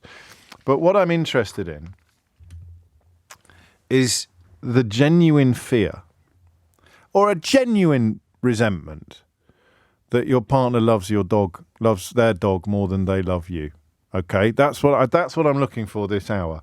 And what your proof would be. What would you point to? Let's pretend we're in court and you're getting divorced. And some of the evidence you offer up includes the allegation that your partner loves their dog and shows their dog more love. Because I'm also interested in partners who are being unfairly maligned. The point is that you are more demonstrative with your dog than you are with your partner. What does that feel like if you are the partner? 0345 6060 973 is the number that you need. If you want to change your name and admit that if push really came to shove, you probably would choose your dog over your partner, you are also welcome to ring the programme today, although I would urge you to be very careful and mindful of just how many people could be listening as you make that confession. But the story is relatively straightforward. 4 in 10 dog lovers tell their pet they love them more often than their partner. I'm interested in the kind of the silent victim in this story, in that you're hearing me talk about this now, and you know that they love you to pieces, and you haven't got any worries at all. You're not jealous of the dog, but you do wish they would tell you that they love you more. You do wish that they would actually say to you, at least as often as they say to the dog, oh, Juby, Juby, Juby, Juby, Jew, I love you. I love you, love you, love you. Possibly not using that voice, but nevertheless expressing that emotion. You are actually peeved, even though it's not a big deal. I mean, the divorce line would be a bit strong. That you are peeved that your partner has no problem at all expressing love to the dog, but does not actually express love to you anything like as often or indeed as passionately, meaningfully as they do to the dog. Hit the numbers now. You will get through. 0345 6060 973 is the number you need. So I'm looking for some fun. I mean, genuinely, if you are genuinely jealous of your pet because your partner lavishes love upon it in a way that they never lavish love upon you.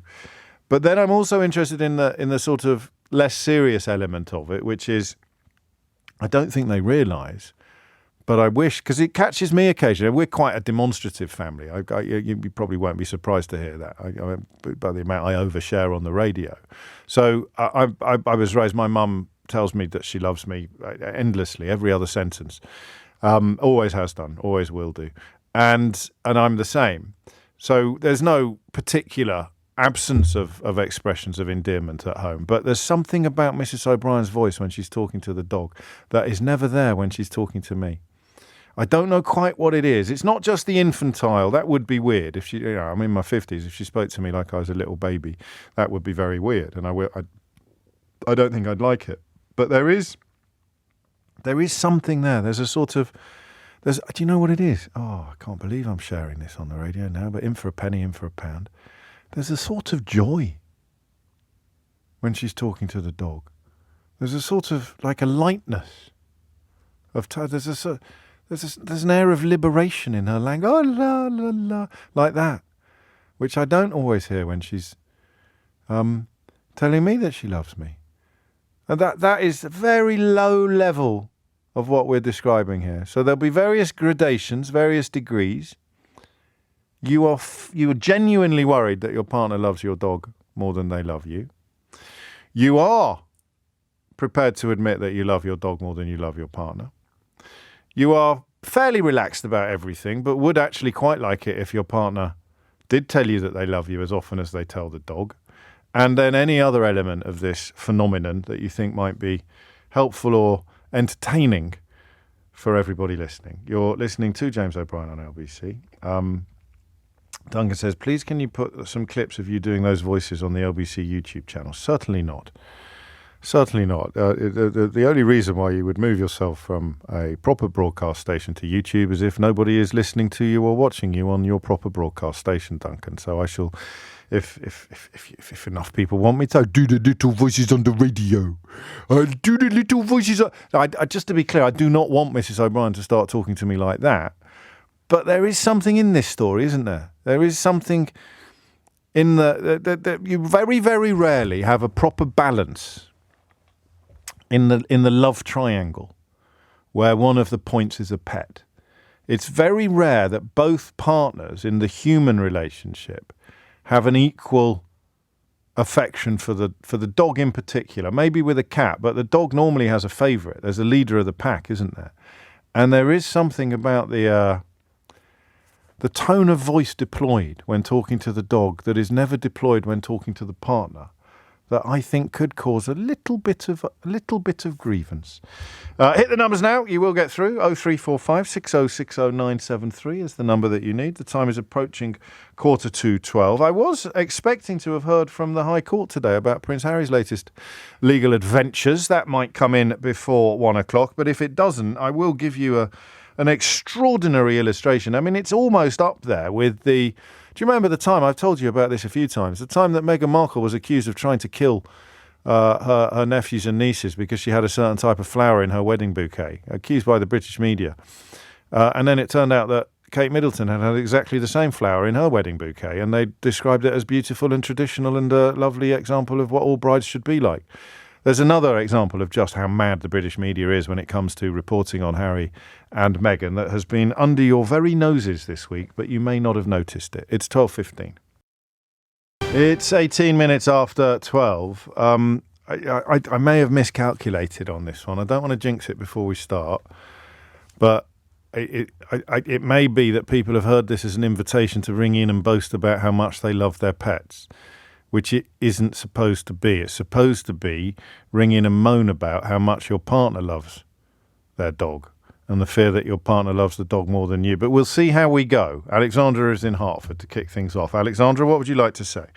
Good morning, James. How are you? Very well, thank you. What's going on? Good. So I've got 2 basset hounds, and I'm not going to boast about them. And I've had them before my husband came along. Right. And I do love them more than I love him. Does he know that? But he's fine with that. He's standing here looking at me and laughing. Well, he doesn't believe you. No, probably not. But he's really good. I do. He picks up all the poo, and he feeds them, and he comes down in the middle of the night to check on them because they're quite elderly. So yeah. And he doesn't. This is what I was worried about, Alexandra. So I want people who are upset about it. I want people who are aggrieved, who actually do. What voice do you use to speak to the dogs?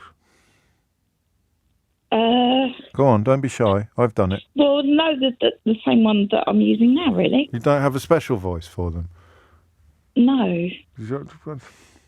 No. So you speak to your dogs and your husband in exactly the same way? No, my husband's taking the mickey out of me now. I think you categorically do. You need to have a special voice for the pets. Have you got a dog, James? I have actually, yes, and I sometimes use a special voice for it, but I feel and sound second best because of the way my wife speaks to him, her even. Having that special sort of timbre, of it's devotion, isn't it, that you're looking for? It's a different sort of dependency. The dogs are dependent on you, and hopefully your husband isn't. So there's a different dynamic. Graham's in Gloucester. Graham, what do you think? Yeah, my wife thinks I love my dog more than I love her because of the way I speak to my dog. And I mean, you can be honest with me, Graham. No one's listening. Is she right? Not really. No, I do love my partner more than my dog. That's it's just that my dog doesn't give me a reaction, sort of thing. It just looks back at me and wags its tail, whereas my wife will make an off the cuff comment. Well, she hasn't got a tail. In her defence, I know she can't wag its tail. I know that. It'd be nice if she could. So she notes, because I don't think I'm looking we're having a bit of fun. I'm not actually looking for relationships. Well, I don't think I'm looking for relationships that are genuinely threatened, but there is a sense there of, why can't you speak to me like that? Why do you find it easier to be emotional with the dog than you are with me? Like when my wife asks me that, it's normally if I tell my wife I love her and things like that, she and tell her she's beautiful, she might make an off-the-cuff comment like, "Oh, where are you looking?" or "What's you?" sort of thing. Whereas a dog just kind of smiles and wags its tail. Oh, this is really sweet. It's just less complicated. Your wife's looking for a hidden agenda, or she thinks you're after something, or she's sort of, go, what are you up to then? Whereas with the dog, it just takes your love as it's intended, Graham, as the pure, unadulterated love that it is, whereas your wife has to try and complicate things. Yeah. I like it. Do you, hand on heart, do you find it easier to say I love you to the dog than you do to your wife? Yeah. It's a funny one, man. We don't do it a lot. Not all men do. 12:23 is the time. The sense of grievance about this, the idea that I'm not entirely comfortable with it. Mike's in Whetstone. Thank you, Graham. Mike, what would you like to say? Well, first of all, I just wanted to say, Jeff, I was very upset you didn't spot my tweet about your question about the chocolate biscuit. What was that? When I said, don't take away my... Oh, hang on a second. That was it. Well played. Yeah. But yeah, the main reason I called was because my kids pretend to take it as a joke, but they actually, and my wife as well, they did actually get quite upset when I replaced the screensaver on my phone with a picture of the dog. Yes, and you do it because the dog it elicits an emotional response in you that is different from the one you get when you see a picture of your wife and children. I think so too. But actually, while I've been listening to you talking while I was on hold, I realised that it's actually more complicated. It's actually about sort of family hierarchy. Go on. The dog's upset now because I've replaced the picture of him on my phone with the picture of a cat. Oh, crikey. So the cat's at the top of the tree at the moment. What is it? Go on. The cats are very much at the top of the tree. Then it's my wife. Then it's the kids. Then it's me, and then it's the dog. That's the way the pecking order works in the house. So it's very sort of complicated dynamics among different people. And I do think that if you want to take it seriously, it's about with animals. It's about being able to be emotional and it be uncomplicated. Graham got there, didn't he? Actually, that idea that I can be completely authentic without any fear of embarrassment or comeback or as I didn't quite understand what he meant when he talked about off-the-cuff comments. If I tell my wife I love her, if I tell my wife she's beautiful, she'll make an off-the-cuff comment. He's talking about feeling a bit embarrassed. So I put it all out there. Oh, I love you, snuggykins. You put it all out there. Your wife might turn around and go, stop being such a weirdo. Whereas your dog is never going to do that. So you can, this is, I think, where the seriousness lies. You can actually scale heights of emotional literacy with your dog that you can't scale with your partner. And I mean, there's fun here, screensavers notwithstanding, but there is definitely something going on, and I'm going to pin down what it is if it kills me. 25 after 12, Mike, take care. I did indeed misgender my dog. I love it when you are paying more attention to the programme than I am. So I mentioned earlier, didn't I, that I came across a little bit of abuse on the old social media earlier this week or late last week because I misgendered Brianna Jai. I said he we've spoken about her for probably 3-4 hours since that dreadful verdict was delivered, and I think I used the word he once by accident, very, very quickly corrected it. And I explained to you earlier, and indeed yesterday, that I did so because when I was coming back from the break, I was planning to talk about her dad's dignity and what her dad had said. But I kind of got my wires a tiny bit crossed and said he, because I had her dad in my mind instead of she, which would have referred to her. And some people accusing me of genuinely, like really nasty, vicious accusations of transphobia and the usual dismantlements that go along with that. And I just did the same with my own dog. I literally just said he instead of she and corrected myself. And I love how many people listening have picked up on that and said, you better stay off Twitter for the rest of the day. You just misgendered your own dog. 26 minutes after 12 is the time. Tony's in Birmingham. Tony, what made you pick up the phone? Yeah, well, people are always misgendering my dog because he's too pretty to be a boy. All human life is here today. That's not what you rang in to tell me, Tony. What you rang in to tell me... No, it wasn't. Go on. I wanted to put it on a different slant on it. I mean, a lot of dog owners are married couples who don't have any children of their own. So our dog is our child, and you love your child, I assume, more than anything else. Yes. And I think it's an extension to that. My dog, for example, me and my wife both absolutely adore him to bits. And if we're brutally honest, probably we adore him a bit more than we adore each other, even though we do adore each other, obviously. You're serious when you say it. You are serious when you say that. Why not? No, I know. I mean, what would? Are you sure she feels the same? Wow. Who knows? Who knows really what goes on in the mind? Is it because of that?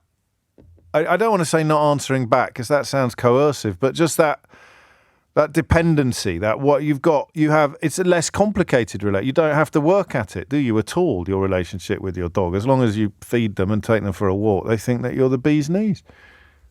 Yeah, but I mean, we've had to work on the relationship with the dog because he's a rescue and he's been abandoned at least twice in his life. And even now, when one of us tries to leave the house, I mean, last night my wife went out for a meal with friends. Yes. And the dog was inconsolable. He cried and whined for the 2.5 hours she was out. Separation anxiety. Does he do that when you're out? Oh, he tries to attack me to stop me from leaving. Oh, really? Yeah. You don't get that with children. No, you don't. But I mean, I wouldn't have it any other way. I mean, if people saw the side of the dog that we see every day, the loving dog, you would not fail to fall in love with him. I love you, mate. That's so sweet. I used to be such a wombat when it comes to people who love their pets, what you might describe as a little bit too much. But it's just a sweet thing, isn't it? It really is. Until it's not. And the point at which you actually become a little bit jealous. Jealous of a pet. That's what we want. Are you actually jealous of your pet because of the way your partner interacts with them? 0345 6060 973. Oh dear, James. A sudden terrible realisation that if one of our cats meows and scratches at the door at 2 a.m. and then sits on my head, I get out of bed, pick them up, take them downstairs, murmuring, is baby boy hungry or is baby girl hungry? I feed them, I stumble bleary-eyed and smiling sloppily back to my bed. But if my beloved husband snores at 2 a.m., I poke him in the back and hiss, shut up. That is kind of evidence of what we're talking about. But what I'm not getting at the moment is the resentful husband. That's from Caroline. And you know, your husband isn't going to, I don't think, start sitting on your head at 2:00 in the morning and asking you to feed him. Although I don't want to jump to any conclusions about your personal life. It's 12:30. Tim Humphrey has the headlines.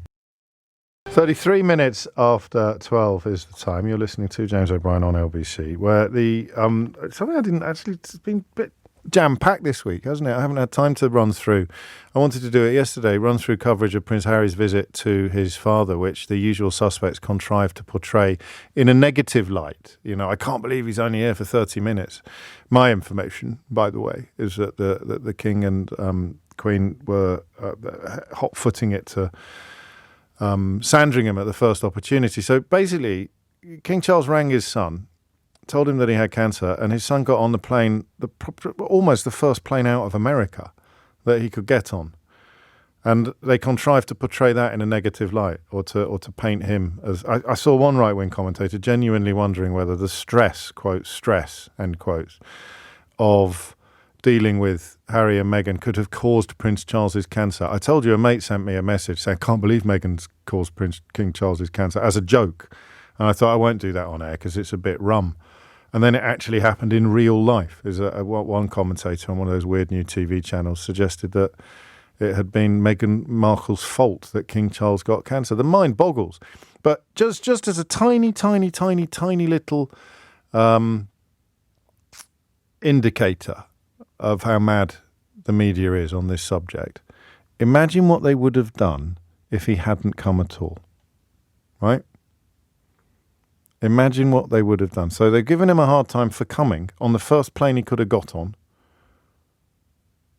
What would they have done if he hadn't come? And that, if you struggle to understand why I find this subject so annoying, because of the fundamental dishonesty of the media, and sure, don't send me a text telling me that the reason why you hate Meghan Markle has nothing to do with her ethnicity at all. It's because you know her really well. You went to school together. Of course you do. But that thing there, just they're giving him a hard time for coming. What would they have done if he hadn't? And then tell me how the lad wins. Because he can't win in the court of newspaper opinion. He can, however, win in a court of law, which is, of course, what he did against Mirror Group newspapers a few weeks ago over phone hacking and other unlawful information gathering. But Evan Harris, who's a former director of Hacked Off and now a legal analyst to those successful claimants, because, of course, it's not just Prince Harry, told us at the time that it was not over. That verdict, that judgment did not mean the end of that case because they hadn't looked at all of the evidence that had been put before the court. Well, the lawyers are back in court today. Harry himself is, of course, back in California, and Evan Harris is back on this show to tell us, A, what's going on, Evan, why they're back there, remind us of that, and then what is unfolding or likely to unfold in the next few hours. Yes, good morning, James. Hello, Three pieces of business in court this morning. Yeah, I'll deal with them in any order you like. One is saying who has to pay who costs and how much that is, and on what basis, a punitive basis or a normal basis for the trial that we had, which was not just of Prince Harry, but 3 other claims, and very importantly, what's called a generic case, which is how long was it going on, which editors knew, Clue, Piers Morgan was one of them. Did the lawyers know? Yes, they did. Did the board directors know? Yes, some of them did. Did Mirror Group try and conceal and mislead the court for years, including recently? Yes, they did. And so what are the costs for that? That's one issue. The second is the claimants seeking leave to appeal from the judge on a you're timed out ruling that applied to 2 of the non-Harry claimants, and also damages, which the claimants say were smaller than they should have been compared to previously. And then thirdly, the court's been told that the Mirror has conceded the rest of Prince Harry's case. And I think his lawyer will be making a statement outside court at lunchtime, making the same point and quoting from the judgment, I suspect. What do we mean, if you could just translate conceded the rest of Harry's case? Well, so Harry argued that 148 articles, including many multiple dozens, which were published during Piers Morgan's time as editor of the Daily Mirror, were the subject of unlawful information gathering. The trial we just had could only deal with a sample of 33 of those 148 and awarded him £115,000 damages for the liability for a number of those articles that were found for those 33, plus £15,000 aggravation for the way Mirror had behaved. So you've still got 115, if my maths is correct, to be determined, and that would need another trial. And so normally the parties agree, since the Mirror effectively lost, that they don't want to have another £1 million trial to pay. They will pay more damages. So they will pay as if all of those were found to be... they'll pay as if a proportion, a similar proportion from the original trial.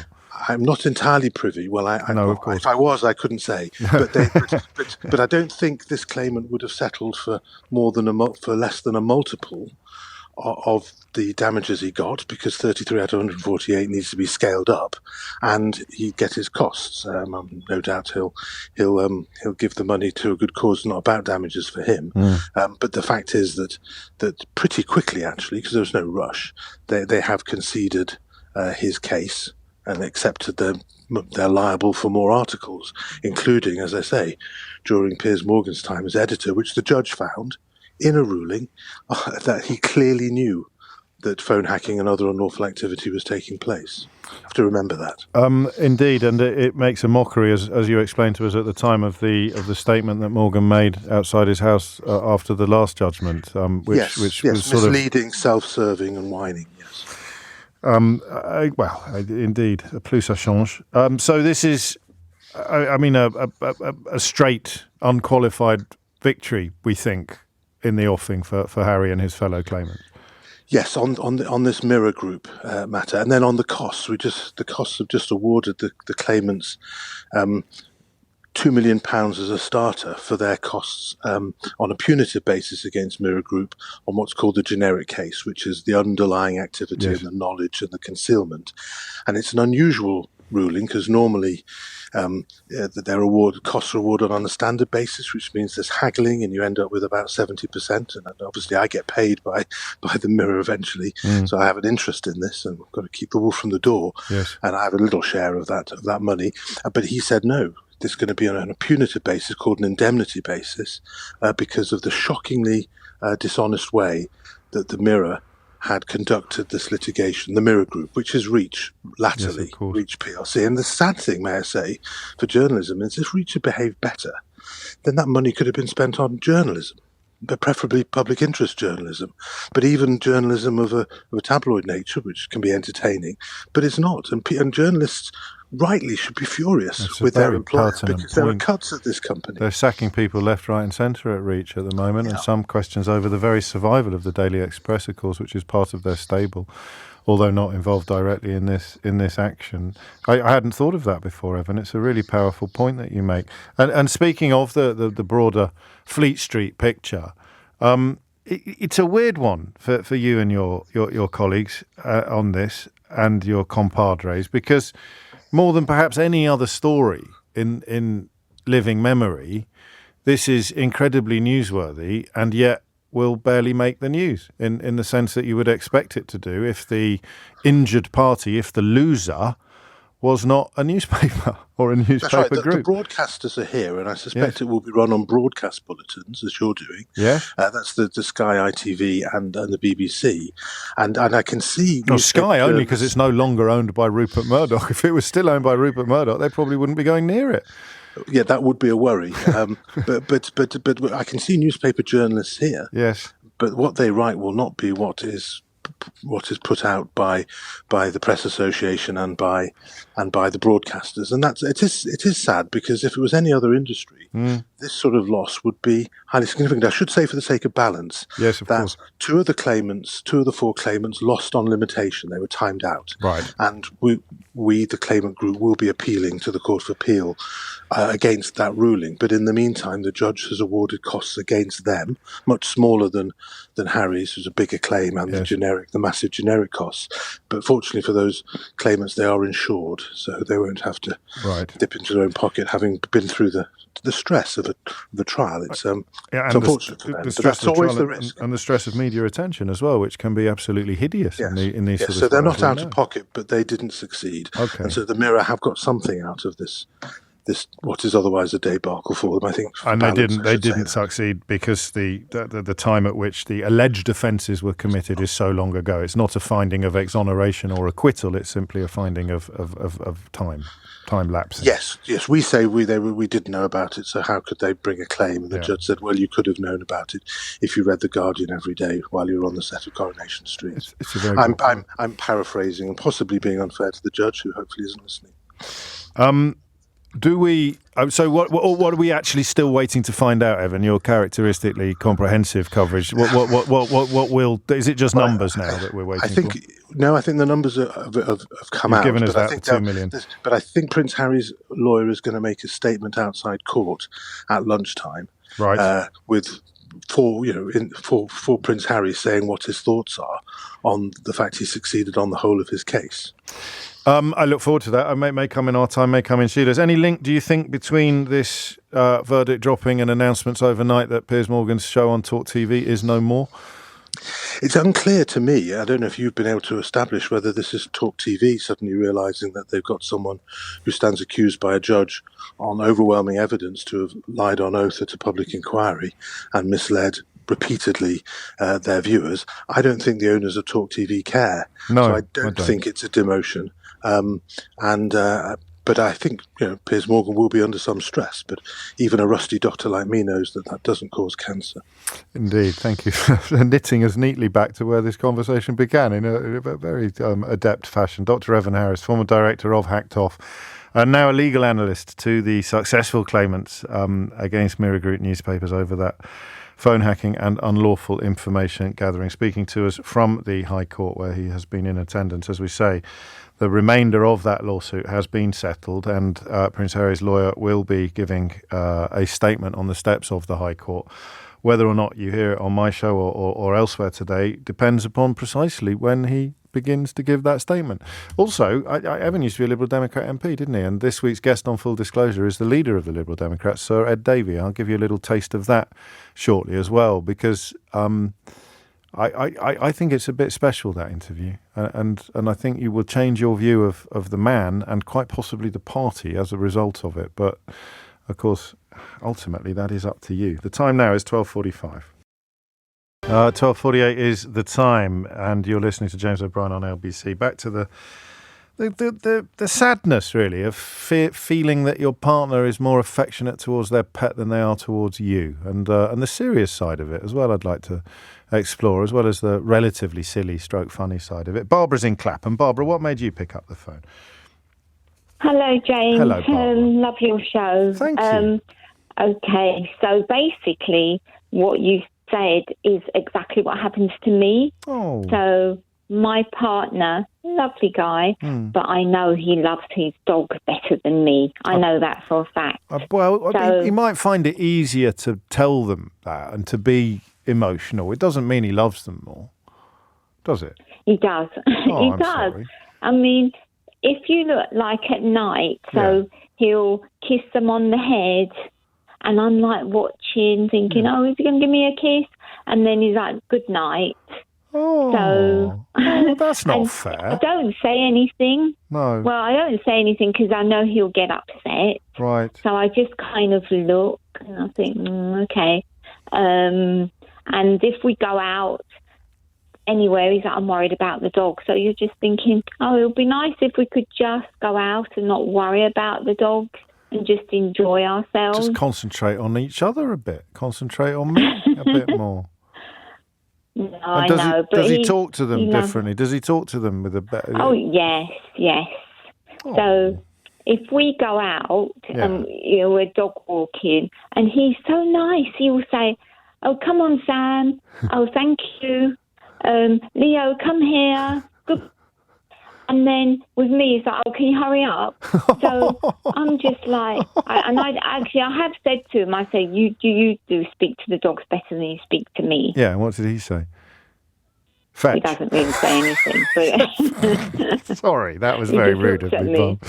Oh, well, yeah, but that's the problem. I mean, you know what men are like, though. We do sometimes find it difficult to talk about our feelings, and it's easier to show them to creatures that can't answer back or make us feel a bit embarrassed or, you know. So I'm sorry that you have to. It doesn't sound very fair to me, but I don't want to sit in judgment on your relationship. I just trying to think of ways we could encourage him to be a bit nicer to you sometimes.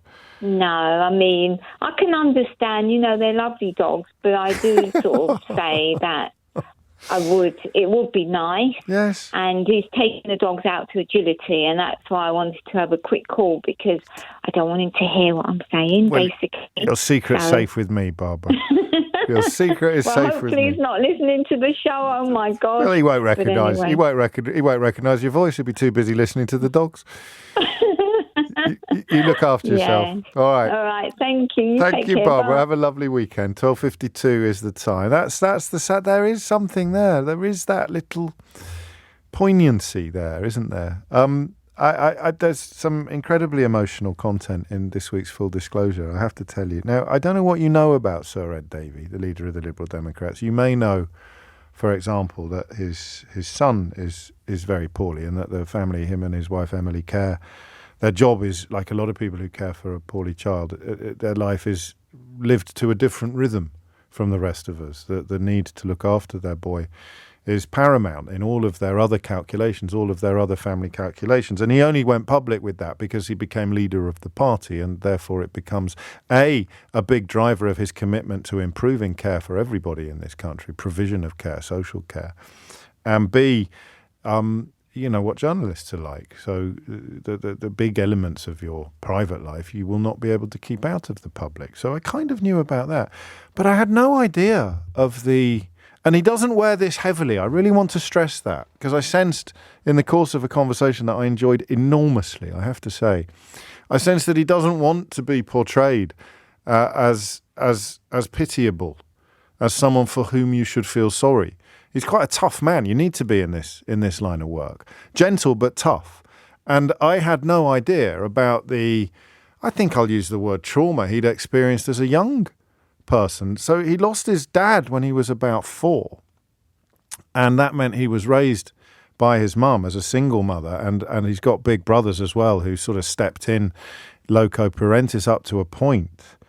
But then when he was about 12, his mother got breast cancer, and it came back in her bones and was terminal, meaning that he was orphaned at the age of 15, Sir Ed Davey, the leader of the Liberal Democrats. And I don't think you can listen to him talking about caring for his terminally ill mum without understanding completely why his party prioritise care in a way that goes a lot further than the others. And in fact, all of the other parties talk about it a lot.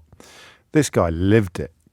I'd been away on a school trip to Germany. I must have been 14 or something. And we've been messing around on the coach. And there was a coach of young German children about our age. And we waved at them, went and talked to them. And I got talking to this girl and took a picture of me and this young girl. I probably exchanged about 4 words about German with her. But I showed Mum the picture of her. And she said, I wonder who you'll end up with.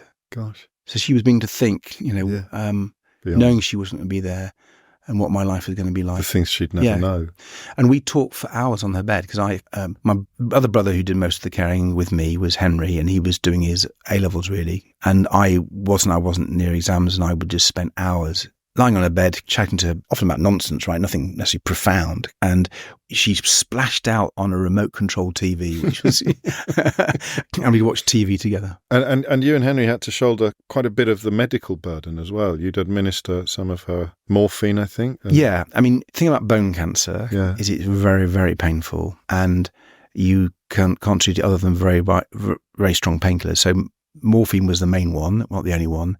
And we had a big bell jar in our kitchen. I don't think they let you do it these days. Seems unlikely. And you'd have to pour out some pure morphine and something to mix with it, and then I'd take it with her. She also had some injections, which I prepare for her. And she had, it sounds almost medieval, but she had these electric shocks that she'd administered to herself. So I would put these 4 rubber black pads on, and they were attached to a machine, and she could give herself electric shocks to sort of dull the pain. It's a bit like women who are in labour. So it's the same sort of idea. Is it? Yeah. Good Lord. And because this is all you don't know quite how out of the ordinary it is, I presume. You sort of, it's not normal, but it is. Yeah. It's you and your mum and your life. Well, that's right, in the sense of, you take every day as it comes. And it is what, and all I had was this person who I loved more than anything else. Oh. And I wanted to just do what I could. You'll change your view, actually, of Ed Davey if you've got one at the moment. But I think you'll change your view of politicians if you listen to that interview. Do you know, I wasn't expecting that to happen. It made me think of the first hour of the programme about saying they're all the same and they're not, Some politicians go into it because they actually want to serve the public. They want to make the country a better place for people like themselves or people like their poorly mums or people like you. And other politicians go into it because they want to impress their father-in-law or get their name on the honours board at Eton or make it easier for the rich to get even richer. I'm not going to name any names. You can work out which politicians in positions of current prominence fit into which of those categories. But I have to tell you, I think that of all the full disclosure interviews I've done, and I've done a lot, including with politicians from all parties. Actually, I tell a lie, that's the first Liberal Democrat I think I've done on full disclosure. But I've done Tories and I've done Labour politicians, and I think I'm doing Caroline Lucas soon, so that would be a Green. That is, for me, up there with the most significant, because the humanity, we need a reminder of the humanity of politicians sometimes, don't we? When we see the current breed competing to be as cruel as they can or to be crueler than their rival on the issue of transgender people or refugees or whatever it is, and just to hear a politician who has been there, who's been into the saddest places. Lose your mum at 15 after losing your dad at 4 is an education. No guarantee that it would make you empathetic or indeed push you towards politics in the hope of improving the system for people who find themselves in it. But I think it's a fairly reliable indicator that you're in it for the right reasons. And of course, that's a very small part of the political picture of which he is part and the political package which he offers. But yeah, you are witnessing the very odd sound of me waxing lyrical about a politician in the current political climate. Very, very, very impressive man. That's it from me for another week. If you have missed any of today's show, you can listen back on Catch Up on Global Player, the official LBC app, where you can also pause and rewind live radio. Download it for free from your app store or head to globalplayer.com, where you can also get all of the